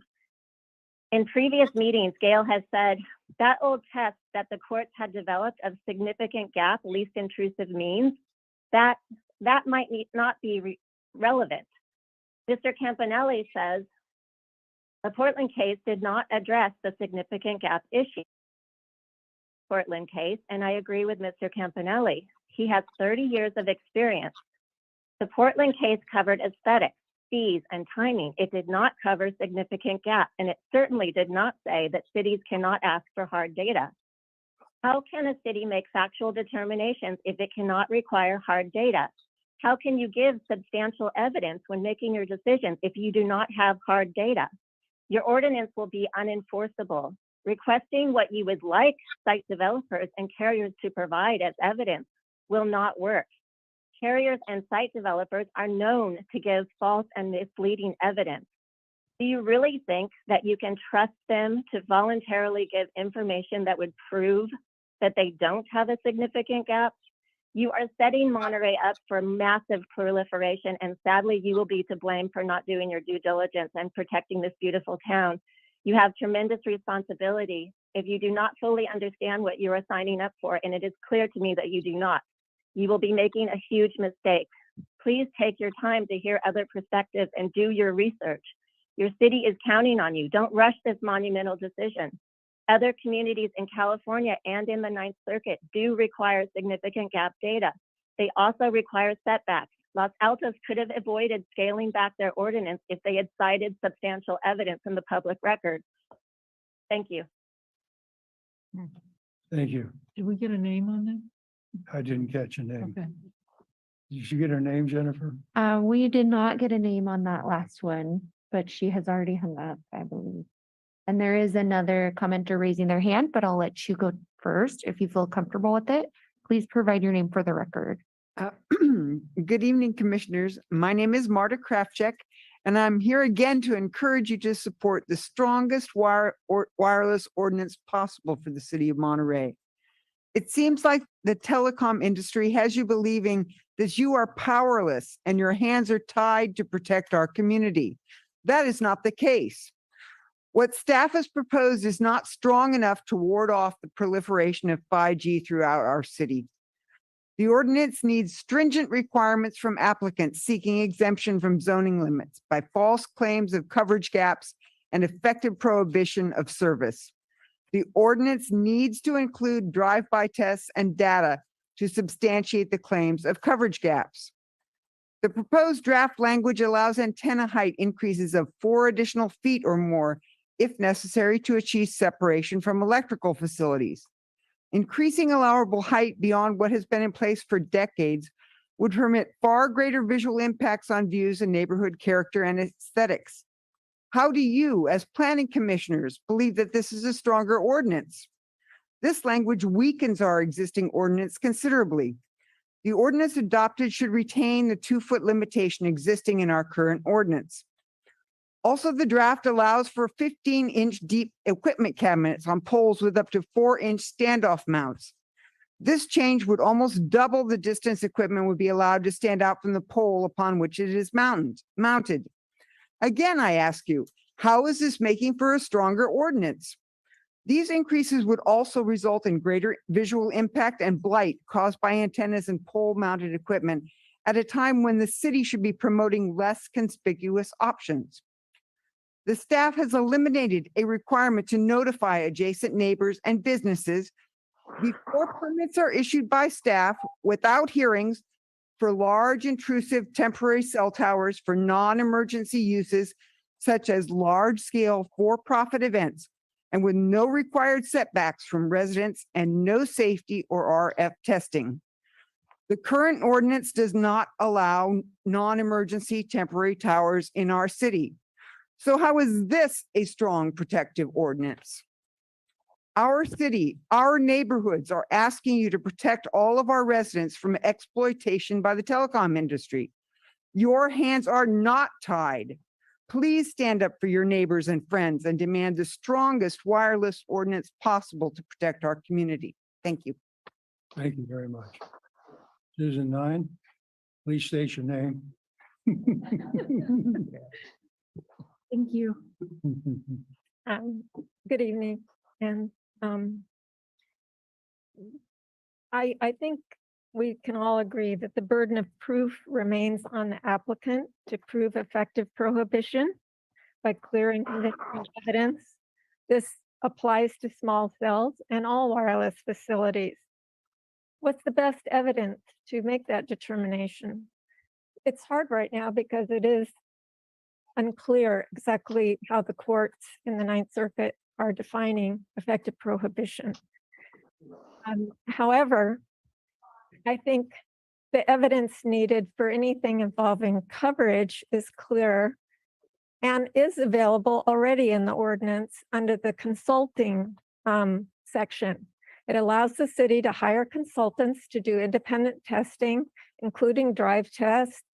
I would recommend that because all telecoms who provide services are required to keep drop call data, that be required, because that is a good indication of whether there are coverage or capacity issues. I'd like to say with regards to setbacks, many ordinances have fall zones for safety from residential and occupied buildings. It's usually the height of the pole with antenna plus 10%. And that is for safety reasons. I would not recommend doing school setbacks without residential setbacks. That'll just eliminate more possibilities. Residences will be affected by their property values and aesthetics. That argument can't be made for schools. We can't use the safety issue. And many schools are embedded in residential areas. And so I would hate to see us push them further into residential areas, which is, the mapping was not based on zones. It's based on the fact that the city has now residential apartments in commercial areas of the city. And that's why it looks like there aren't many options. It could have been done by zoning areas. I would like, with Marta, we should maintain the lowest height limit that has been in effect for in the current ordinance of a 2 feet increase, especially because the tree line is disappearing even in our forested neighborhoods, and this will affect views it will affect the visual impacts, and it will even make the poles less safe in windy conditions. So I appreciate your efforts, and I hope we can make a few changes and improvements. Thanks. Thank you. Before we do that, Jean, how many people, Jennifer, do we have on hold?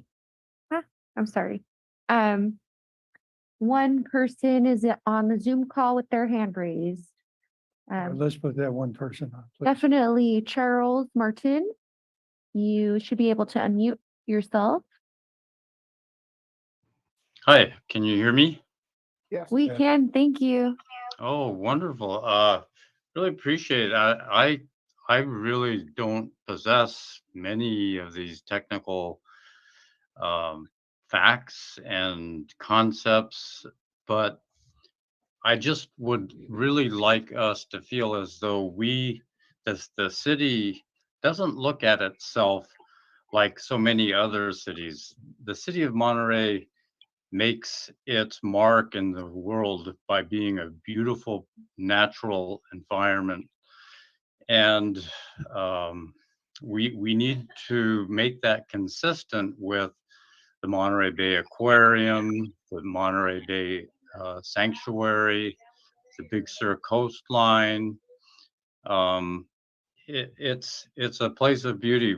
We really should feel as though there are more stringent requirements than the typical situation. So I think we need to keep that first and foremost in our thoughts and in our minds. I know that Mayor Roberson, that's his single most thought in mind is maintaining the beauty and the character of this area. The role of technology in our lives is significant. However, I don't think it's the end all be all here. We are not a tech center. We shouldn't feel as though we are beholden to technology advancement necessarily, only the judicious use of it. And I think having the stronger language is completely appropriate in this setting.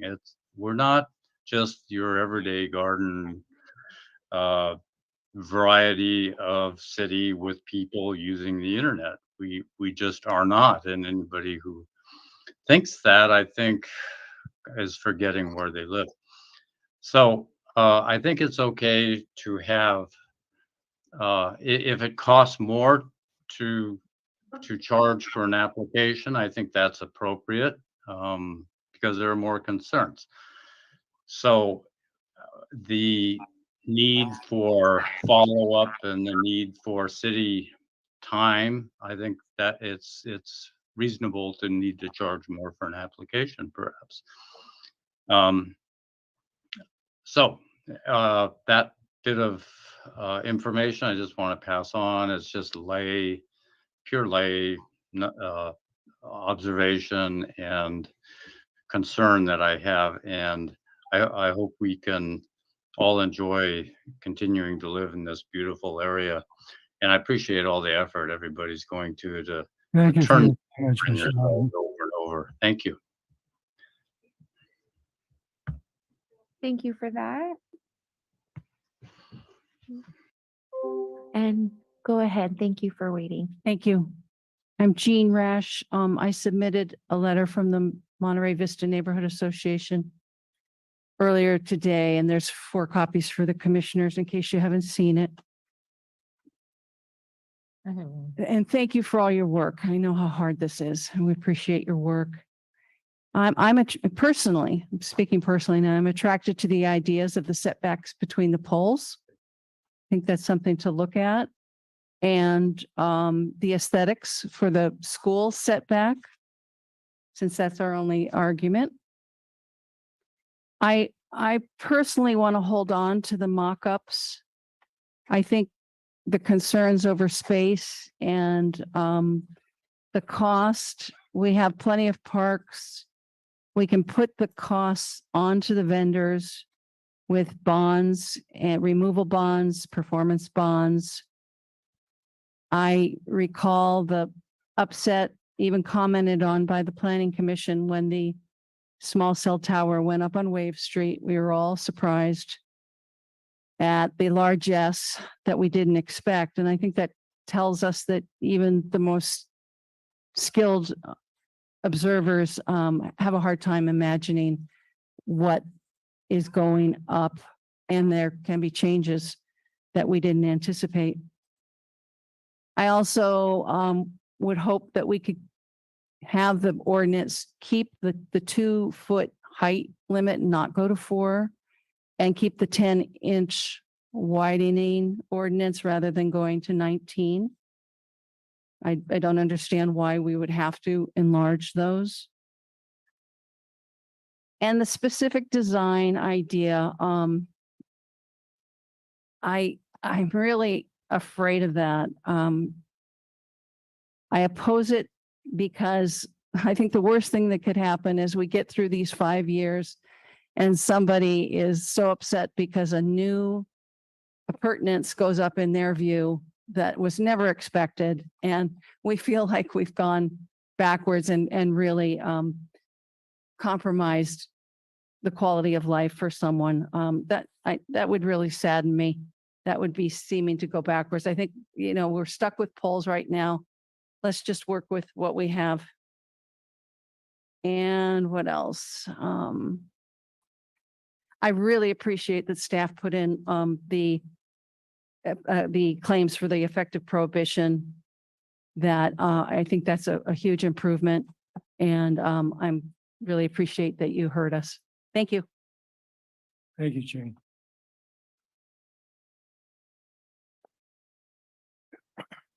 Please. Step forward. I'm ready for you. Thank you. Hi, Your name, please? my name is Lori Putnam. I'm from New Monterey. And the way I see it, there are really two key aspects of this ordinance. There's what happens before a permit is issued, and then there's what happens after the use permit is issued. Before the permit is issued, we now have more detailed guidelines than ever, I think, for what is and isn't desirable for the community, and that's great.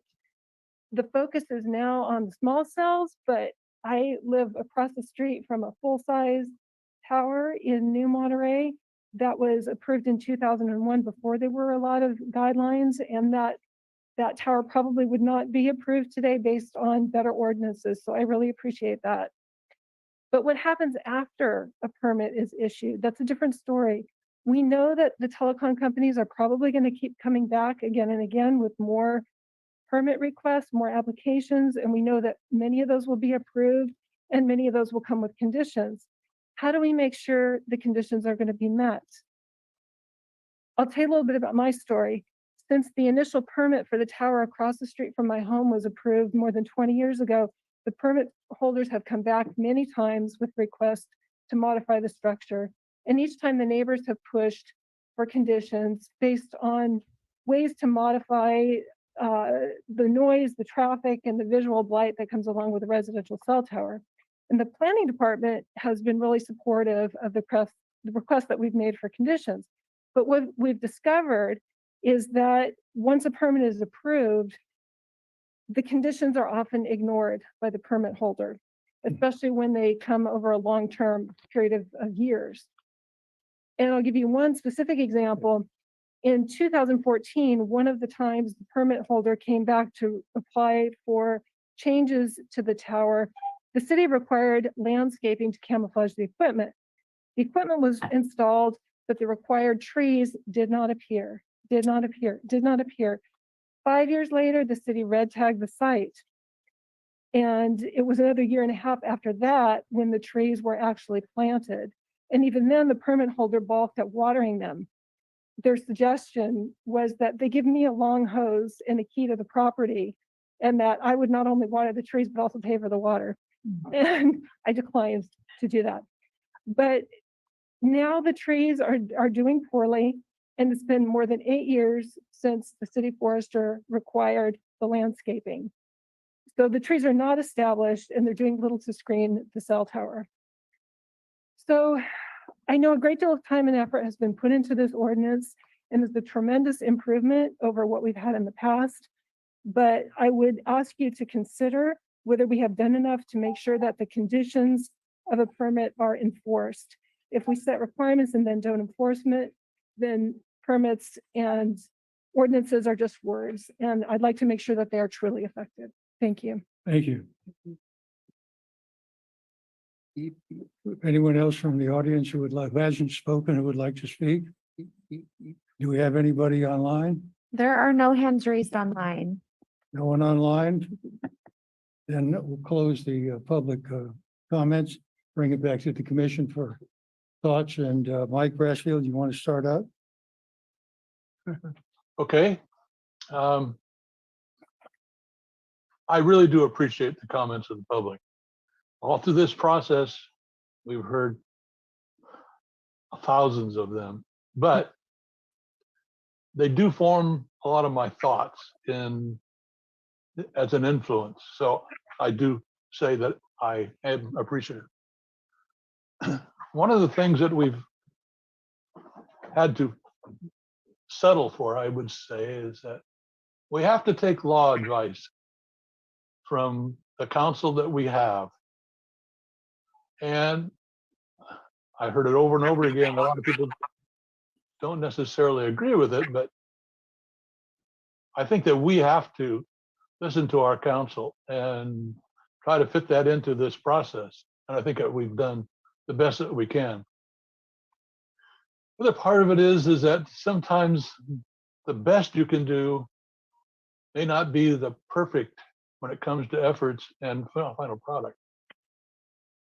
Dealing with those legal issues, dealing with the FCC issues, we've had to try to fit the square peg into the round hole.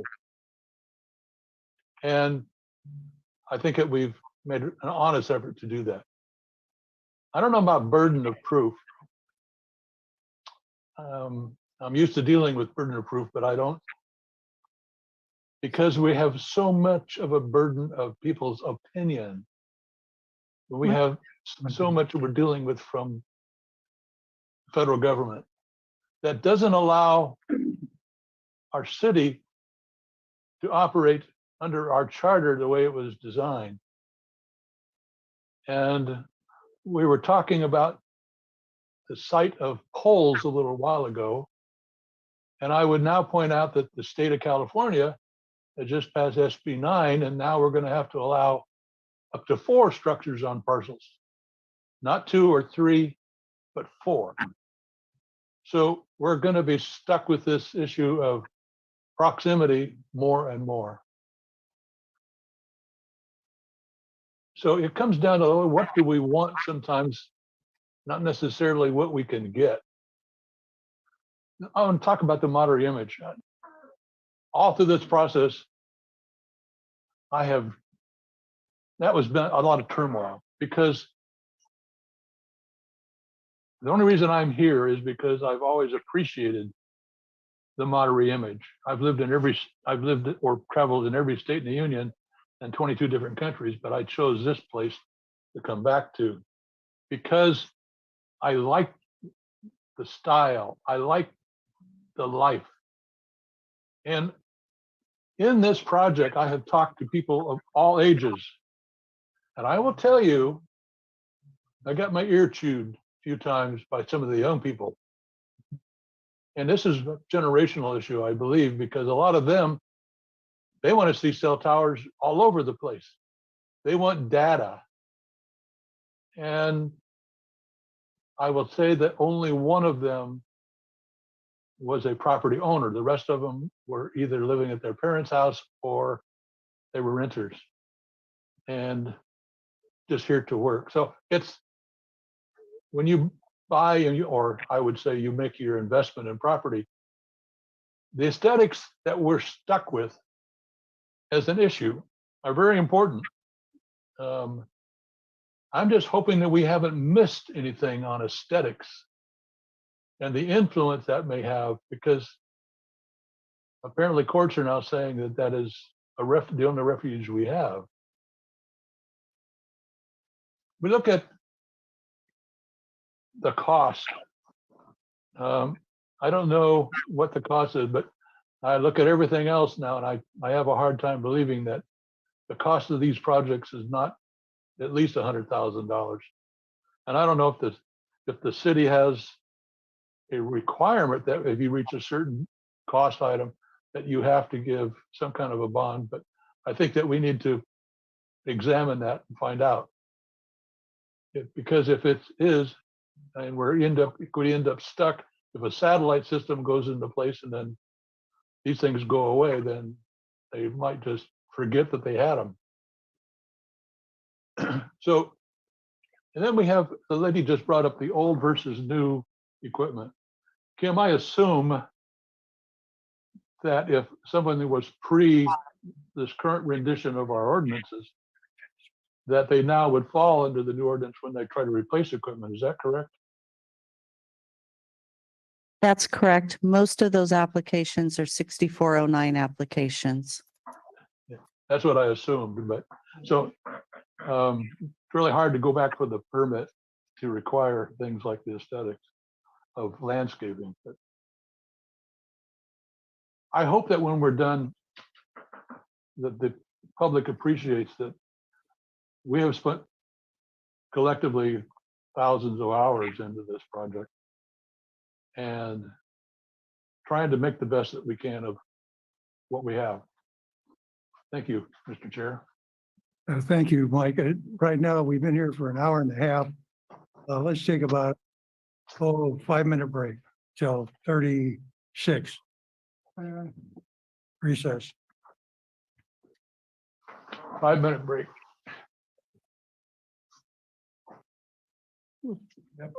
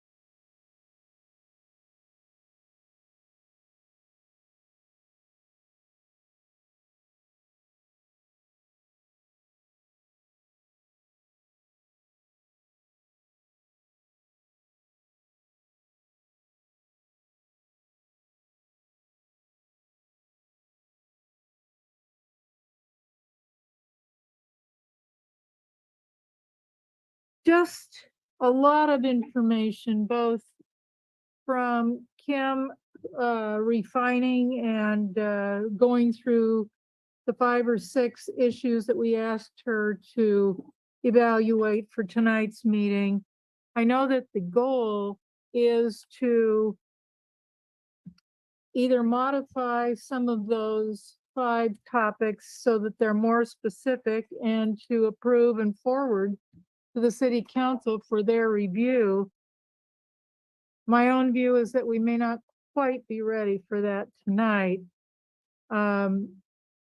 What I saw tonight was different than the last meeting, in which I thought the public comment was quite cooperative and collegial and moving forward, whereas in the prior meeting, I thought it was unnecessarily critical of city staff, planning commission, and especially the contract attorney. I thought that was unfair. And so tonight was a different story where I believe we were all on pretty much the same page. The 5 issues that were discussed by Kim, the setbacks, the mock-ups, the bonds, the specific design of the pole for Monterey and the drive-by test data, were all discussed and I think could be further refined. And I think that individual issues came up for each one of those that could get a little more definition. Some new issues came up, which may not seem important, but now that I hear them, I think they're really important. And the most important was what happens after the new cell phone towers are installed. The continuing safety, the issue of multiple users on the same utility pole, the story that Ms. Putnam told about what happens when there really is no ability to enforce standards, and the 8 years it took to put the trees in, that was impressive. There were smaller issues that came up that I think would be very easy to solve. There were at least 3 people who said, please restate the old ordinance in terms of height and width increase. In other words, no more than 10 inches wider and 2 feet higher. I think that's a pretty good idea. And again, the most important new issue was continuing safety and quality standards when there are multiple users on the same pole. Just as a general comment, I think, and this is just a personal comment, I think the standard for mistrust of the carriers was set in that meeting where Verizon wanted to put up the 13 poles. And so all of this is by way of protecting the city of Monterey against some sort of chicanery by the carriers, AT&T, Verizon, Sprint, T-Mobile, whatever. And in general, I support the ordinance, and I think that the issues that were evaluated tonight are the important ones, and they just need to be refined in terms of, you know, what is it that we want. And then this other small ones, I do think that we should put the height and width increase back into the new draft. And I think that we have to provide some kind of objective maintenance program. I don't know that this is the job of the planning commission or the job of the community development director or the city attorney, but this idea that you put something up, but there's no one to enforce the quality or the standard or what's going to happen to the pole if it gets knocked down. That's a lot, isn't it? All of it very tough. What's going to happen to the stuff on the pole when it gets knocked down? Yeah, exactly. Those pictures of the hurricane, you know, they tell you, nothing is forever. Or fires. Is that it? That's it. Jerry? Okay, I basically agree with what Sandy just said. We're pretty close, and I'm glad we did slow it down and actually pay attention to the public's comments, because they were quite frustrated, and I hate to go through a process that's been so time consuming, and it's been, people have put so much time into it, and then, we really owed it to them to give it this extra look. And I think the city council will appreciate that too, because all these same people will be appearing before them. So just a couple of comments. Staff has convinced me pretty much that the whole mock-up thing, we seem to be going in a general way to photo simulations, and I'm okay with that, as long as the photo simulations are at two levels, one the street view and one a blow up, so you can actually see what is being depicted from, as a close-up view. So I think that's an easy way to handle that, although there are several people in the public won't be happy with that, but that's my own feeling about it. Staff has made a very good case about the mock-up issue.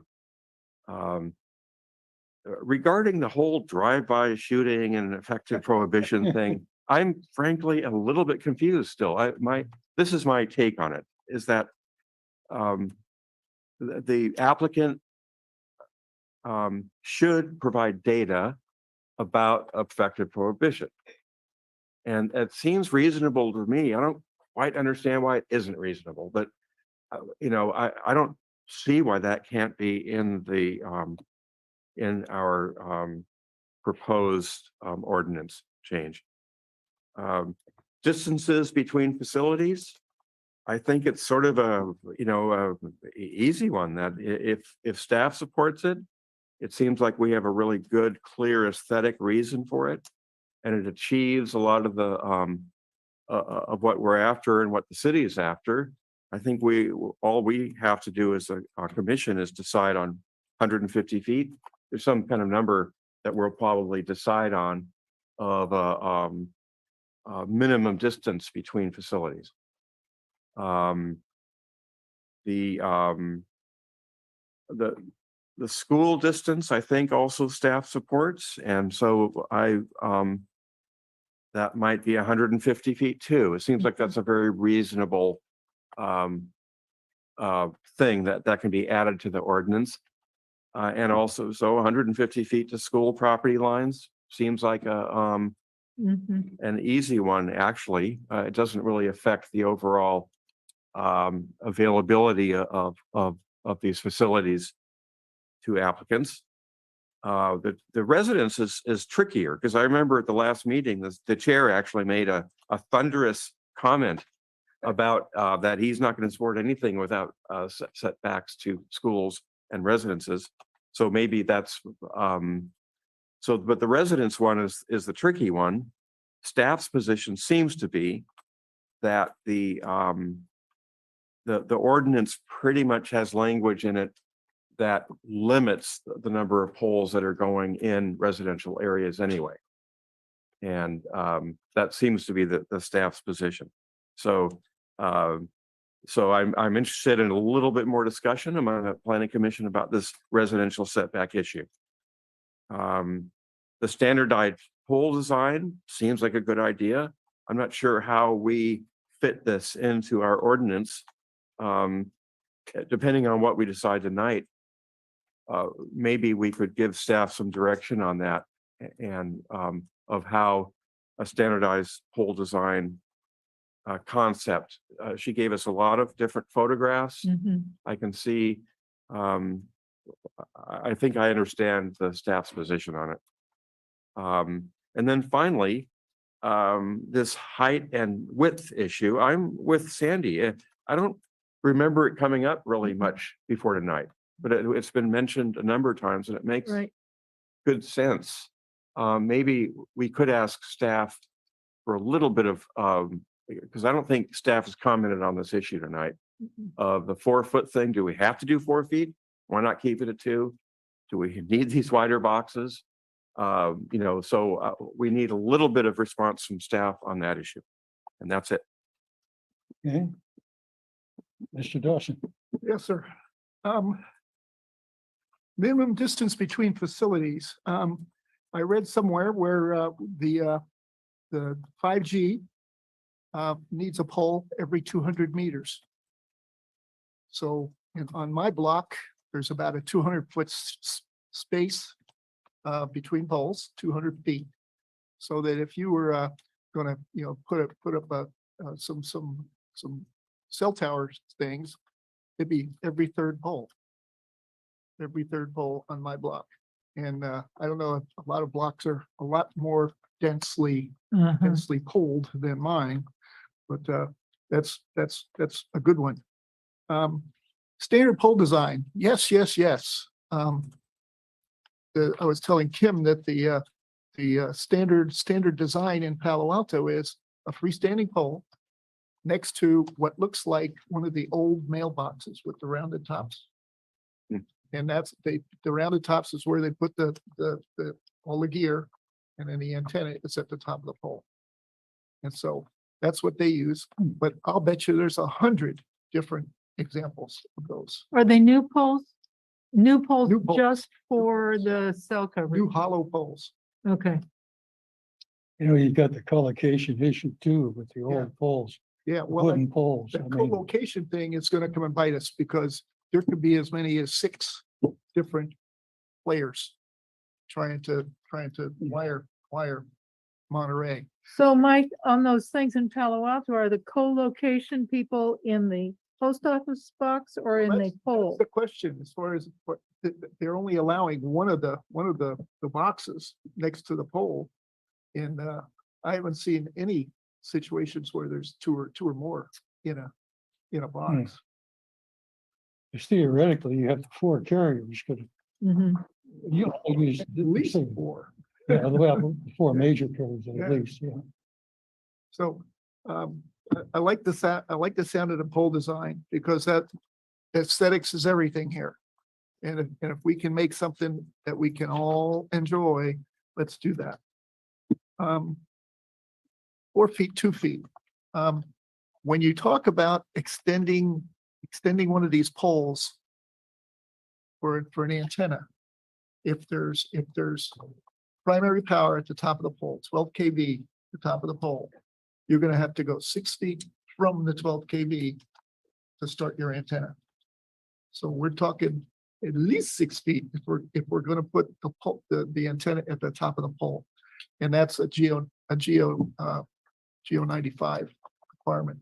6 feet between power and ground. So I But don't the know. ordinance has a 4-foot number in it, I think. Yeah. The draft ordinance. Yeah. So that needs some looking, and Kim and I have agreed we're gonna talk to PG&E and find out, what their druthers are, because that needs to be done. Because we can't create an interference with their rules, with the Geo 95 rules. What else have I got? Oh, school distancing. You might find that schools want a cell tower right out front. Yeah. Because all the mamas and all the kids are all, Yeah. I'm over here, mom, they're all talking, and it's just like that tower that they put up on Wave Street. It's because of the high traffic volume of phone calls right there at the aquarium. So that's why it's there. So I'm thinking we need to talk to the schools and see what their druthers are. I mean, I don't mean to say that we're going to be controlled by them, but I mean, we need to listen to them because they could have some wildly different ideas than we do. Can't they control what they want on their own property though? Yeah, I think a campus can have its own Can't they? equipment. They're able to exempt themselves from city zoning as long as it's related to instruction. And so if the Wi-Fi is used in instruction, they could exempt themselves from Monterey regulations. My experience with the school district is that they're like another country. You got no power whatsoever to tell them what to do. Really? Well, Yeah, even I most, know. most homes. That's why I asked the question. Most places up in the mountains have their own equipment in the house to provide Wi-Fi in the house. And I should clarify, it's a different rule for community colleges. So the rules do apply, for example, at MPC, Okay. different code sections. Interesting. They Mhm. put up that flashing neon sign when we told them not to. Well, Huh. it's not as simple as that. Not neon. Well, you That's know, not we on the wouldn't- agenda. We wouldn't have to really control what goes on within the boundary of the school. After all, Monterey High School has some brand new football field lights that are plenty high enough to put a cell phone tower on. But it's the Don't let- distance from the school boundary that we're talking about, right? Okay. Okay, that's my yelling for the day. Okay. My comments, I've already commented on the on the bond, performance bond and needed, so I won't mention that again. I think it's something we should have, but it's definitely not a deal breaker. 150-foot setback from schools. No, I don't think so. But you made a good point on that. But I think on residences, we should have it. And we should also have an exception in there written in where to make it a stronger ordinance, where the applicant has to show by clear and convincing evidence to the planning commission that there has been an effective prohibition of it from putting up its towers, its coverage. And a residential zoning on page 125 of the packet requires an undefined effective prohibition. And I think probably the reason why effective prohibition is undefined is because the courts haven't really defined it. It varies. It varies, it goes from place to place and who knows. In any event, I think if the 150-foot setback is added and the effective prohibition is a fallback with the, well, let's say that it's held invalid. What about the rest of the prohibition? Okay, remember, we have a severable ordinance. Right. One part of it is thrown out, the rest of it is held valid. The ordinance is stronger, I think, with the 150-foot setback for residences. Well, there may be a lawsuit. Well, let's be honest, there's going to be a lawsuit come hell or high water. The only way there's not going to be a lawsuit is if we let the companies write the ordinance themselves. And since you have at least 4 major companies, there's a good chance they'll wind up suing each other over what the ordinance means. Let's do that. Now let's say it goes into court. Will that take years? And we may have new evidence regarding the health of our F waves. We might have a lot of things that would happen. Now, if we do lose, what have we lost? They don't get attorney's fees. They don't get damages. They get their court costs. We have to pay our attorney's fees, our court costs, and their court costs.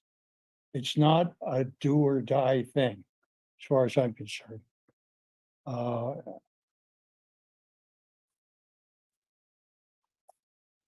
But I guess, And then I'm not through. Yeah. I'm just shifting gears. New battery, new eco battery. Perhaps as Sandy pointed out, even in 3-4 years that it takes this case to go through courts, they may not even want them anymore. They may be using satellites or something else. So time is on our side on this side. Even if there's a lawsuit and we lose, I mentioned what we pay. And the law really is in flux. Okay, you've got the 2nd district going one way, and you've got the 9th district going another way. We're in the 9th district. The other courts, the districts are going to come down and probably, I think, side with the second, because this, the ninth is just silly. And that's going to wind up in the Supreme Court eventually. I think eventually we will be able to regulate because of the Supreme Court. So I don't think we should stick ourselves in the foot, shoot ourselves in the foot by tying ourselves into something that's we don't like. In the meantime, we'll have a stronger ordinance to protect our residents and a little extra degree of protection. I think it's worthwhile to add the 150 foot residential setback with specific exception for the applicant, clear and convincing evidence of an effective prohibition. And as to the specific place and the specific pole, etc. Those are my thoughts. Yeah. Just a comment. Standard lot in Monterey is 50 by 100. So you can't get a pole and a house on the same lot. If you, well, you could with an exception, if you showed it was needed. Okay, and you could, I mean, so we're not saying you can't have it. Do anything if there's. But what it does is it prevents them from going excessively saying, well, we're gonna put one every 120 feet. Or we're gonna put one every other lot. Every, you know, If you put it every property line, that would be clutter city. Yeah. But we're trying to not do that from the property line. from property line. Yeah. We're trying to not clutter the neighborhoods. Well, you know, Mike, your point where you have your utility poles every 200 feet, Yeah. which is 3 of them is 200 yards. Right.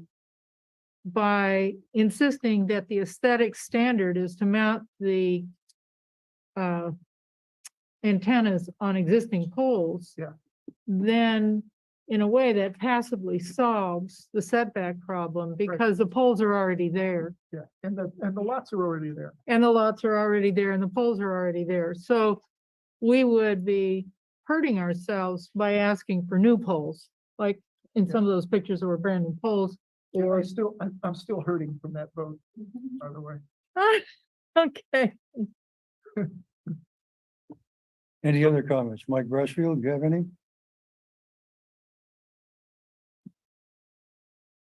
I'm good, thanks. Okay. So Sandy, just to clarify, you're suggesting a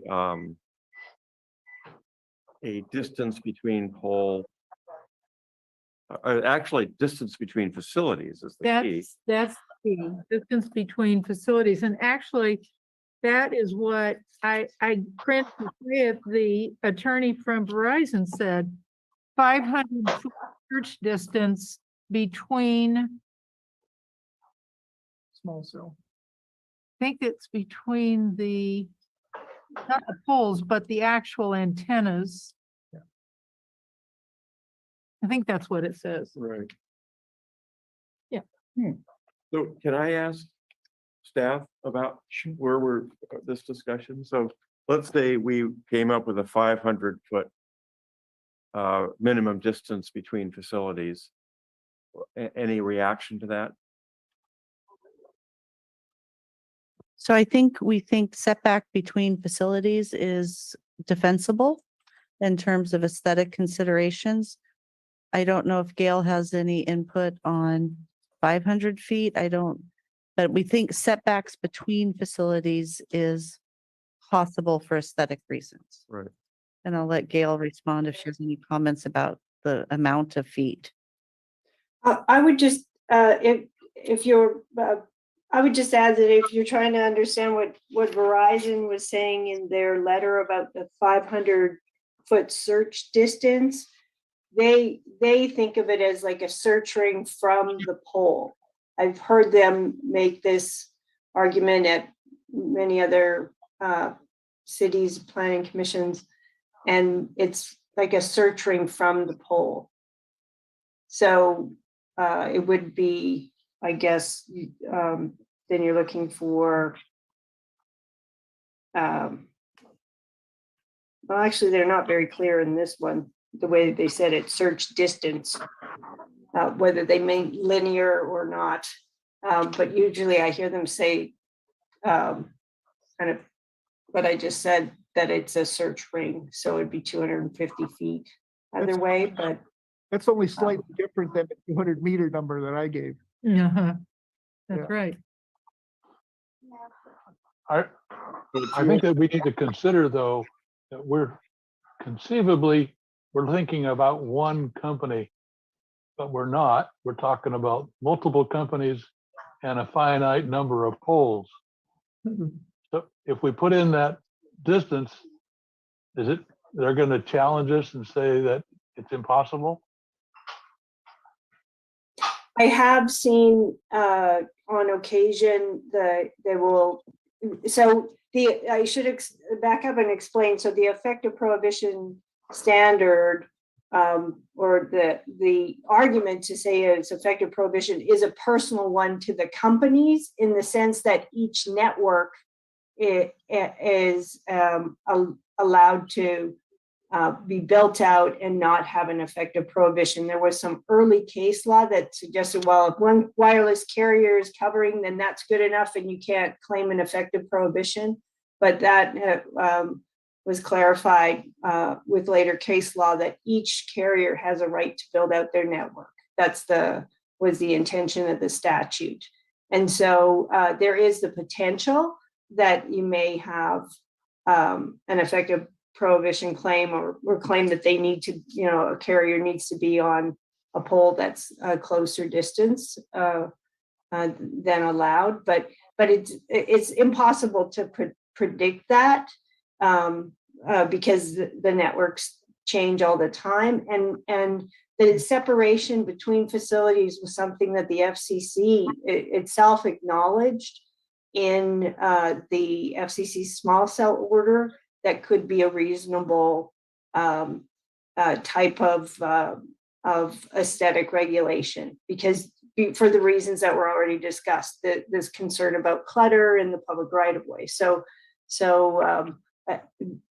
they, of course, they can't give you any guidance, and you wouldn't expect that they could on what would be an appropriate number. But I have seen quite a range in other cities, from as little as no requirement to 150 or 300, 500. I've seen different cities try different numbers. So what do you suggest for our number? Good question. It's not really for me as a lawyer to suggest. I think if you had a number that was quite high, then that would be more risky. I've certainly seen a lot of pushback from the industry when they have numbers at like 1,000 or 1,500 because of this newer technology that has a very small footprint in terms of the coverage area of each facility. But as I said, in the range of like 150 to 500, I've seen more commonly. Okay. And it's between facilities. Right. That's not a search range. It's just, we're talking between antenna facilities. Right? Right, and some ordinances that design standards, they've limited it. They've said per carrier, and some have just done it as a straight value. The reason it's difficult to just tell you a number that works is every city is different in terms of sort of where the other facilities are of each network. It's kind of an organic thing, so you can't readily predict whether a certain distance will cause an issue or not. It's a little bit trial and error, and what you think would work best for your city. Can we circle back to drive test? Looking at. So I do want to clarify, we actually put that in the draft ordinance. Yeah, I'm seeing. So, okay, good. Packet page 97. The consulting 96, excuse me. section, right? I think we put it on page 113. Packet page 113. It's VII and VIX. 113. So 8 and 9 on page 113. I can bring that up if you would like. I'd like to see it. I think Susan 9 pointed out that the consulting section of the draft solves the drive-by testing effective prohibition issue. And I think that's good. Yeah, I think the same wording as where I was looking on that other page. 96. Yes, okay, so 94. Yeah. Page 93 is the staff report and copied the language that we actually put on the ordinance that's on page 113. Yeah, I like it. And if we could insist that a consultant do that drive test, I feel a lot better, because I wouldn't be very trustworthy.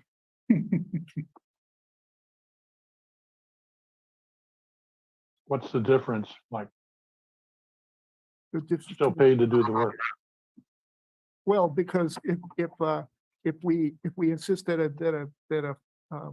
consultant do it, then we can trust the results.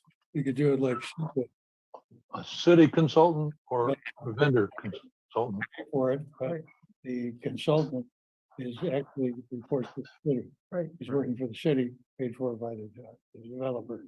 Yep. That's what you're getting at. Reports to the city paid by the developer. Did you hear that one? Yeah. That's the way they do EIRs. It's the EIR Dixon's way. With the There's a lot of EIR. that going on. I feel like this is moving right along. No, we have any other comments? Not for me. Well, I have to say, I find the chair's arguments convincing about this residential setback business. I mean, they have us running scared. We're afraid of our own shadows. And at some point, we have all this community input, and we do have some obligation to respond to that and listen to it. Well, I made my pitch for, the 150-foot setback with the exception in order to save it. So Right, that, right. it's not declared null and void. A lawyerly out has been added. Well, to I it. hope so. No, I'm not practicing law. And Uh-huh. finally got it right after 50 years and quit. So Kim, what about this, this added additional pole height and width issue? Where does staff fit on that? So if I remember correctly, that increase in height came from what Mike was describing. We understood the distance from the electrical lines to the facility was 4 feet. You're saying it's 6 feet? So if that's true, then our ordinance under predicts we need to increase it by 6 feet, not 2. So that was something I discussed with Joe before he passed away. And then the 15 inches came from, I believe there's a letter from Verizon on our ordinance that said their equipment, the dimensions of their equipment was the 15 inches. And that's where we came up with that, because you don't want, as I understand it, to have an ordinance on its face where they can't install their equipment. Yeah. Their standard dimensions. And so since we had one carrier say that's the size of their equipment, that's Mhm. where the 15 inches came from. But isn't it like a 4-inch mount and 15 inch? Yeah, so there's 4 inches between the pole and the equipment, Right, and then 15. really 19 inches from the base of the pole and the base of the equipment. All around. From what I hear, it doesn't seem like we're ready to vote on doing anything. I think- Continuing the matter. Yeah. I think Gail has a comment on the topic we were just discussing. Yep. She's muted. I Yeah, think you're unmute. muted, Gail. Still I- muted. Oh, there. Blair? Somehow, when I move my mouse, it goes back to mute me. I don't know what's going on with my computer. Anyway, what the comment I wanted to make just on that 4 feet, I reread that section, and I believe it says 4 feet or whatever is required by, for a safe separation. And I think the distinction that was being drawn was, in some instances, you will have utility poles that do not have the power lines on them. Right. If they just have telephone lines or fiber, then that 6 foot separation is a requirement, separation from power lines. So I think it has both in there. It said 4 feet or what's required. I was just trying to find that language again. But I read it a little earlier when we had the discussion, or when you were having the discussion earlier, in that I believe it covers both scenarios. Whatever's safe is all I ask. That's right. It's purely a safety issue. Well, I mean, it is aesthetic too. Oh, but I mean, the safe separation from power lines is, set by the California Public Utilities Commission, General Order 95, for safety reasons. Is that 6 foot also between fiber and communications line? No. It's just between ground and power. Well, I guess I'm ready to try a motion. Okay, Good and man. what would that motion be? That motion would be, and I'm open to modifications and editing.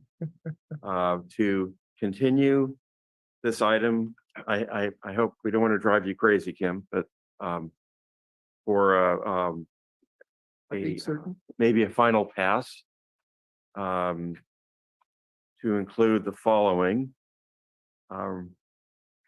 Mock-ups are not required, but photo simulations are required to have a distance 3D photo sim and a close-up 3D photo sim.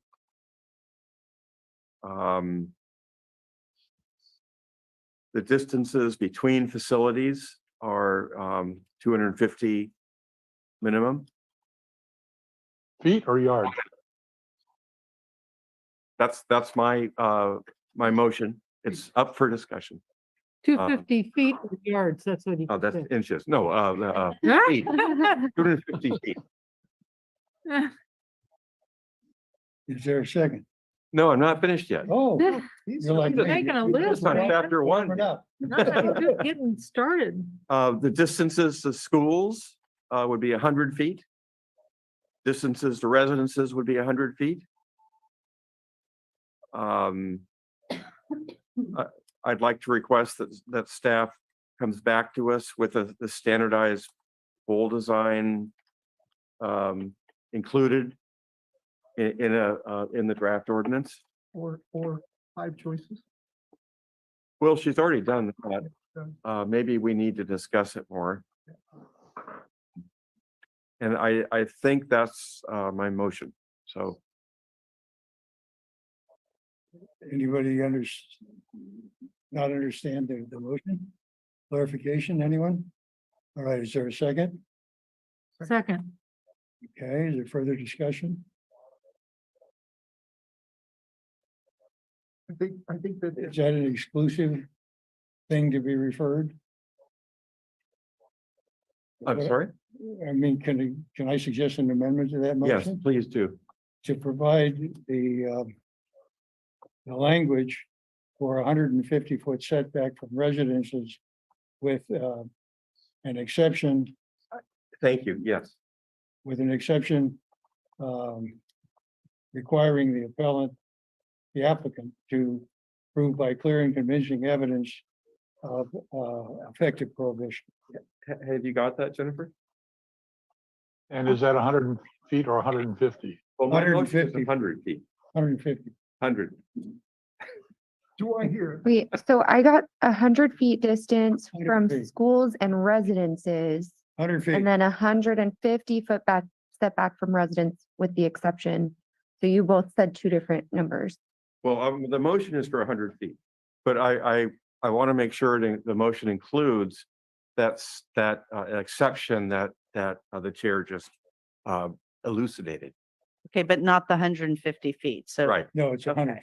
100 feet. Okay, I misspoke again. okay, I've corrected that then. Thank you. Are you accepting those amendments to your motion? Yes. Okay, and Commissioner Freeman, do you also accept those amendments? I do. Okay, thank you. And for the vote, Chair Fletcher, oh, sorry, Before we we did do not that, take a can date. I for ask the- for clarification? Yes. So on the 3D, are you really talking about like a 3D? Holograph? Oh, no. The photo sim is basically 3D Okay, because it is done from an angle and it's a three-dimensional representation. What I really meant was one from the neighborhood and one close up. okay. Okay, and then on the standardized pole design, are you so right now the ordinance has, put them on existing poles pursuant to XYZ. Yes. Are you saying the ordinance should sort of put aside that idea and just have a standardized pole design for the city? Or you're just wanting to explore that further? I was really wanting to explore it. Okay, It wasn't clear to me in the staff report how the standardized pole design fit into the ordinance. It was an idea that's strong and everybody seemed to like it, but it wasn't clear to me. so from my perspective, they're different visions. One is you use existing poles and you attach the equipment to it. The other is that maybe there's special areas in the city, or maybe it's citywide, you have a specific pole design. So, my recommendation on that is, I'm happy to bring back more on standardized pole designs, but I think that's going to take a while to figure out. Yeah, well, that's why I'd mentioned maybe deferring it. Because we can always, right now the ordinance is pretty good with the description of the existing pole being the preference. You could just say the city will establish a standardized. I pole like design. that. Will So- establish. So that would lessen the load of staff, in this revised draft. Good thinking, Sandy. Hmm. So I'd like to revise the motion to what she said. I'll have what she's having. Yeah, I'll have We're getting make punchy it now. double. I know. Is that clear, Jennifer? Yes, would you like me to read it back to you? Yeah. Okay. Bear with me as I took rough notes and they may not be full sentences at this point. We are voting to continue the item, which, side note, we need to pick a date certain to continue to. I'm sure Kim had some suggestions. Continue the item to include mock-ups not required, but photo simulations are required to have distance and close-up photo simulations. Distances between facilities are 250 foot minimum. Distances to schools and residences are 150 foot. Staff returns with standardized pole design included in draft ordinance. And then it was amended to include Vice Chair Millich's suggestion to add language to require 100-foot setback from residences, with exception requiring them to provide clear and convincing evidence of effective prohibition. And then for the mock-ups, they're not really 3D. They are just two different options, one from closer up and one from the neighborhood outlook.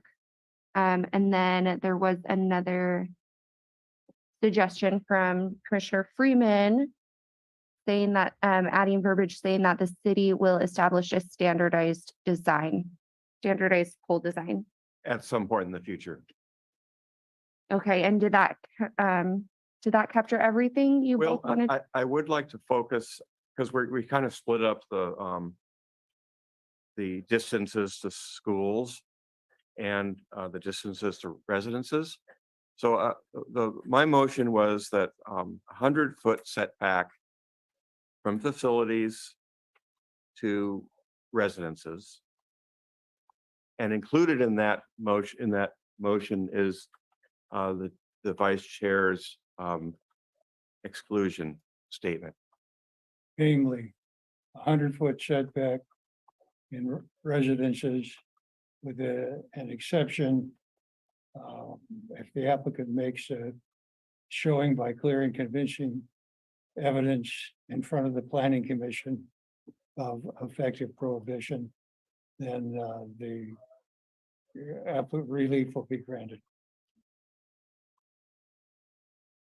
So you're saying if they can approve effective prohibition, they would potentially be allowed to have a smaller setback? I have a question. Is that from our clear? city attorney for our city I think attorney. that is what he meant. Yes. Can we put in there that there is no appeal from the decision of the planning commission on the exceptions? Or is that something we shouldn't do? You're recommending that there be no appeal to the city council? And they go straight to court? Well, in other words, you appeal, you lose. Now, what do? Do you appeal to the council? That's how it's set up now, right? Okay. And then after the council, it gets appealed to court. Yeah. And then I should also mention, and Gail can correct me if I'm wrong, and I understand the direction of the planning commission, but the effective prohibition can be, new evidence can come in court that is not. Go to court, so we'll just leave it the way it is. Pardon? We'll just leave it the way it is with you know, we won't put anything about final appeal as the cut. I think my point is that an applicant can come in with certain types of evidence or some sort of a showing before the planning commission on why it thinks there's an effective prohibition, and new and additional evidence not heard or considered by the planning commission or by the city council can be considered by the court for the very first time in court. It's a very distinct proceeding from regular administrative mandamus cases where you have a record before the tribunal set in stone on appeal. And so I just want to make sure everyone understands that it's all well and good. We can entertain this. That may not be the same game we're playing in court. And Gail, if I'm stating that incorrectly, please correct me.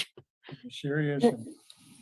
No, you're stating it correctly. It's two different issues that typically come up on an appeal in a court. One is whether your decision was based on substantial evidence in the written record, and that would be limited to your record. But the effective prohibition claim may be part of your record, but it also can be a separate claim. They could challenge whether your decision that there was no effective prohibition was based on the evidence in the record, but they can also just challenge your decision more broadly as creating an effective prohibition. And in that second instance, that's where they can submit evidence beyond what's in the record. If we deny them, they're going to go to federal court and not bother with the city council. No, there is an obligation always to exhaust your administrative remedies. Okay, thank you. Yeah, and But I'm I not. don't think- but we can't- We The don't- motion anyway. That wasn't. One Okay. question, and I know you probably have it in the draft ordinance, but I want to go back to Ms. Putnam's comment. Is there part of our city structure that's assigned to enforce the facility as it's constructed? Somebody, a building inspector, or some part of our city public works? So before we issue a final building permit, the Yeah. planner goes out in the field and confirms compliance with conditions of approval. I think what we're finding with Ms. Putnam's situation is if somebody installs a freestanding tower and the expectation is, what is the expectation on how the landscaping screens that facility? So there was a problem, I guess, I actually haven't looked specifically. I promised Ms. Putnam we'd go out in the field and look, but it sounds like it took a while for the trees to be installed for whatever reason. And then eventually the trees were installed, the irrigation was installed. And the concern is that the trees aren't as full and robust or as tall as they should be. One, for the delay in time for them being installed. And then second of all, are the trees growing well? I would like to suggest, I mean, that's the only facility we have in town that's dependent on landscaping, number one. That might not be the best design solution for facilities in the future. You know, we may want to pick a different option than, I mean, it's a tall tower.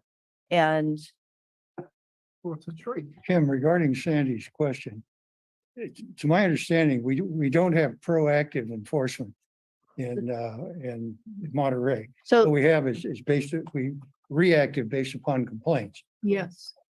Exactly. but we That's do what- verify permit compliance prior to finalization of building permit.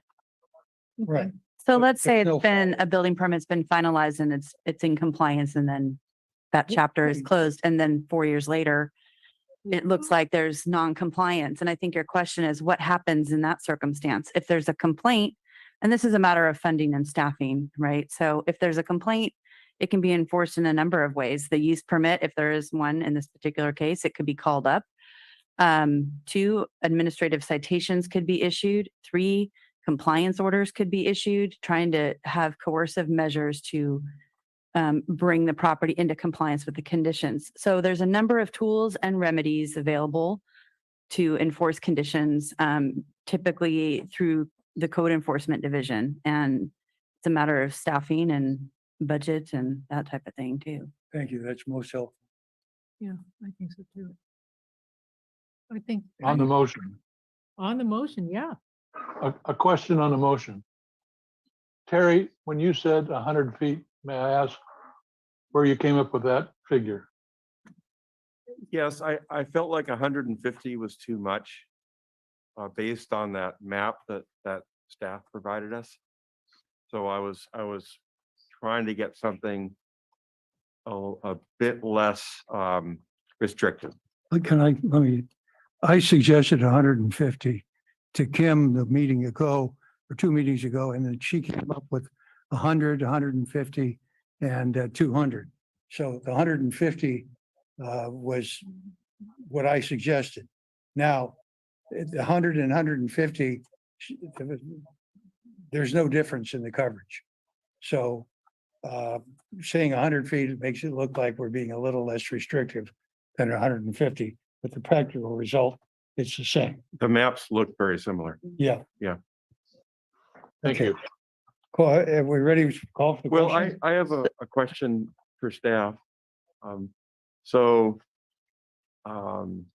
as far as your wording of this revised draft ordinance, will you be including language about, you know, that there is an aesthetic rationale for these setbacks?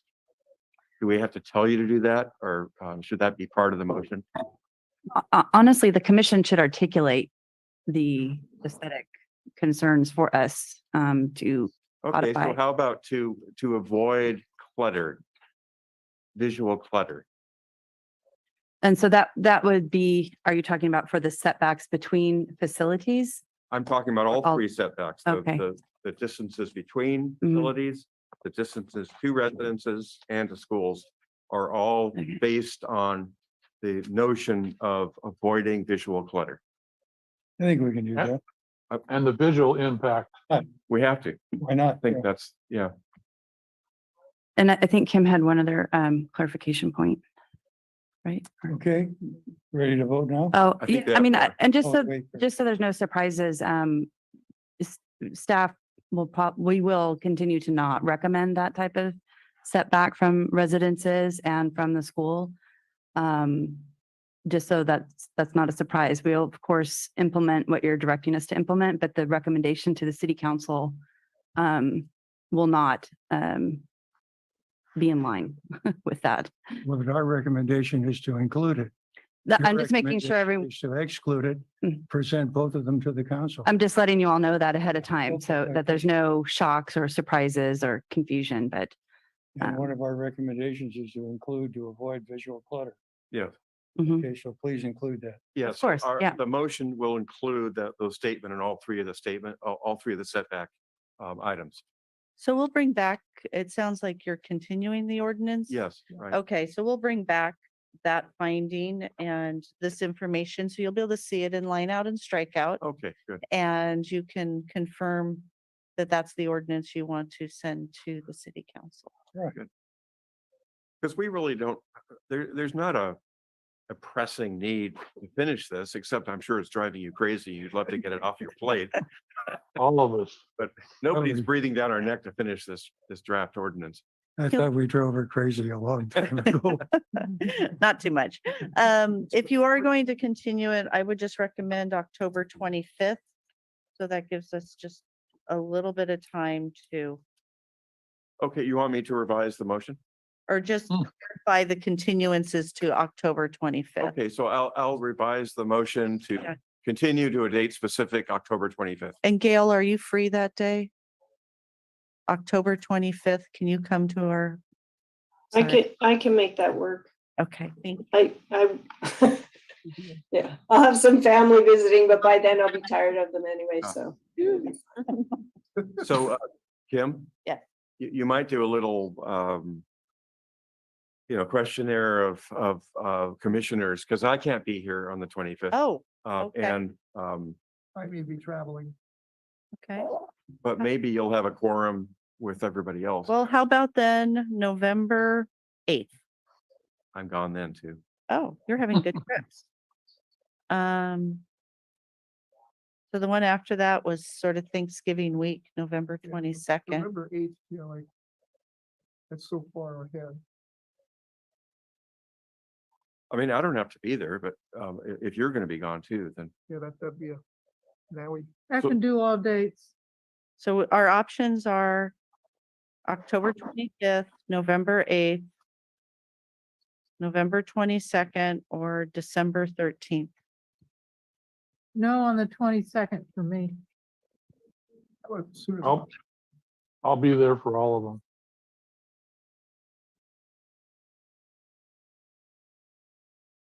well, Those that, are after November 8th, 22nd. Or December 13th. Okay. why don't we just make it October 25th and you'll have Yeah. they'll have 4 members. Well, Yeah, that's not good. no, Can I call in? I'm available all those days. Can I call Okay. in from Tahoe? I'm sorry, I didn't hear. Can I call in from Tahoe? Yes, you can call in and do a remote meeting. Okay. Can I call in from Egypt? Yes, but that sounds a little time distance difficult. You're gonna put a cell phone on top of the pyramid? So how many commissioners do we have for October 25th? We have 1, 2, 3. Commissioner Brassfield, are you available October 25th? Yes, ma'am. Okay, so that would be 4 commissioners, and I will find out about Chair Fletcher. Yeah, I'm fine. If October 25th is the day, then let's do that. Yeah, rather have it sooner. That's up to you guys. Okay, but do you want me to modify my motion? Yes, I want you to specify October Okay, so 25th. I'll modify my motion to continue it to October 25th. Everybody's happy with the rest of the motion. Second, accept that.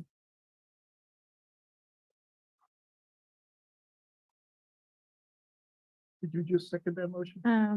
Commissioner Freeman, Yes, did you agree to October 25th yes, continuation? yes, I did. Wonderful, thank you. Now are we ready for a vote?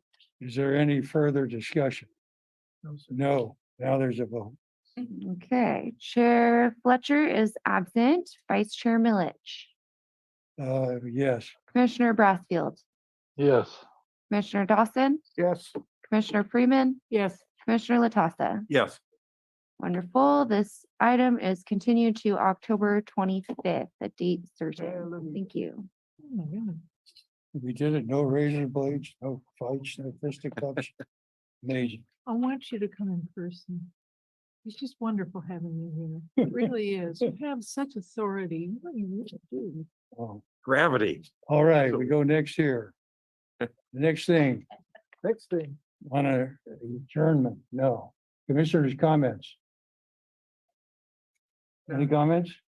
Starting with Terry? That whole mess on the wharf with the coastal commission sounds like a mess, but I guess we shouldn't discuss it. Okay. reminds me, Kim, I'd like to talk to you after the parade. Do you have any comments? No, sir. All right. No. Mike? I'm Crashfield? good. I'm good. Thank you also very much. All you vast people out there in the audience for showing up. We appreciate your comment and your input. We really do. Thank you for coming and for that. Kim, do you have something you want to talk to us about? Just a couple quick things. We launched our Have Your Say page for our housing element update. So I encourage everybody to subscribe. Public comments, people will be able to post public comments. There's information about what the housing element is and our draft schedule. Really excited to get that started. That's going to be a really fun project this year. We are going to bring on October 25th. Tentatively, we're about done with our SB 35 compliance with our specific plan. So you're going to see a design checklist to comply with SB 35. So you'll on October 25th. So that'll be a big meeting. And yeah, that's what I wanted to share with you. Kim, are we going to do an SB 9 briefing? Yes, so after we finish SB 35, Fernanda Roveri, our principal planner, is starting to work on our SB 9.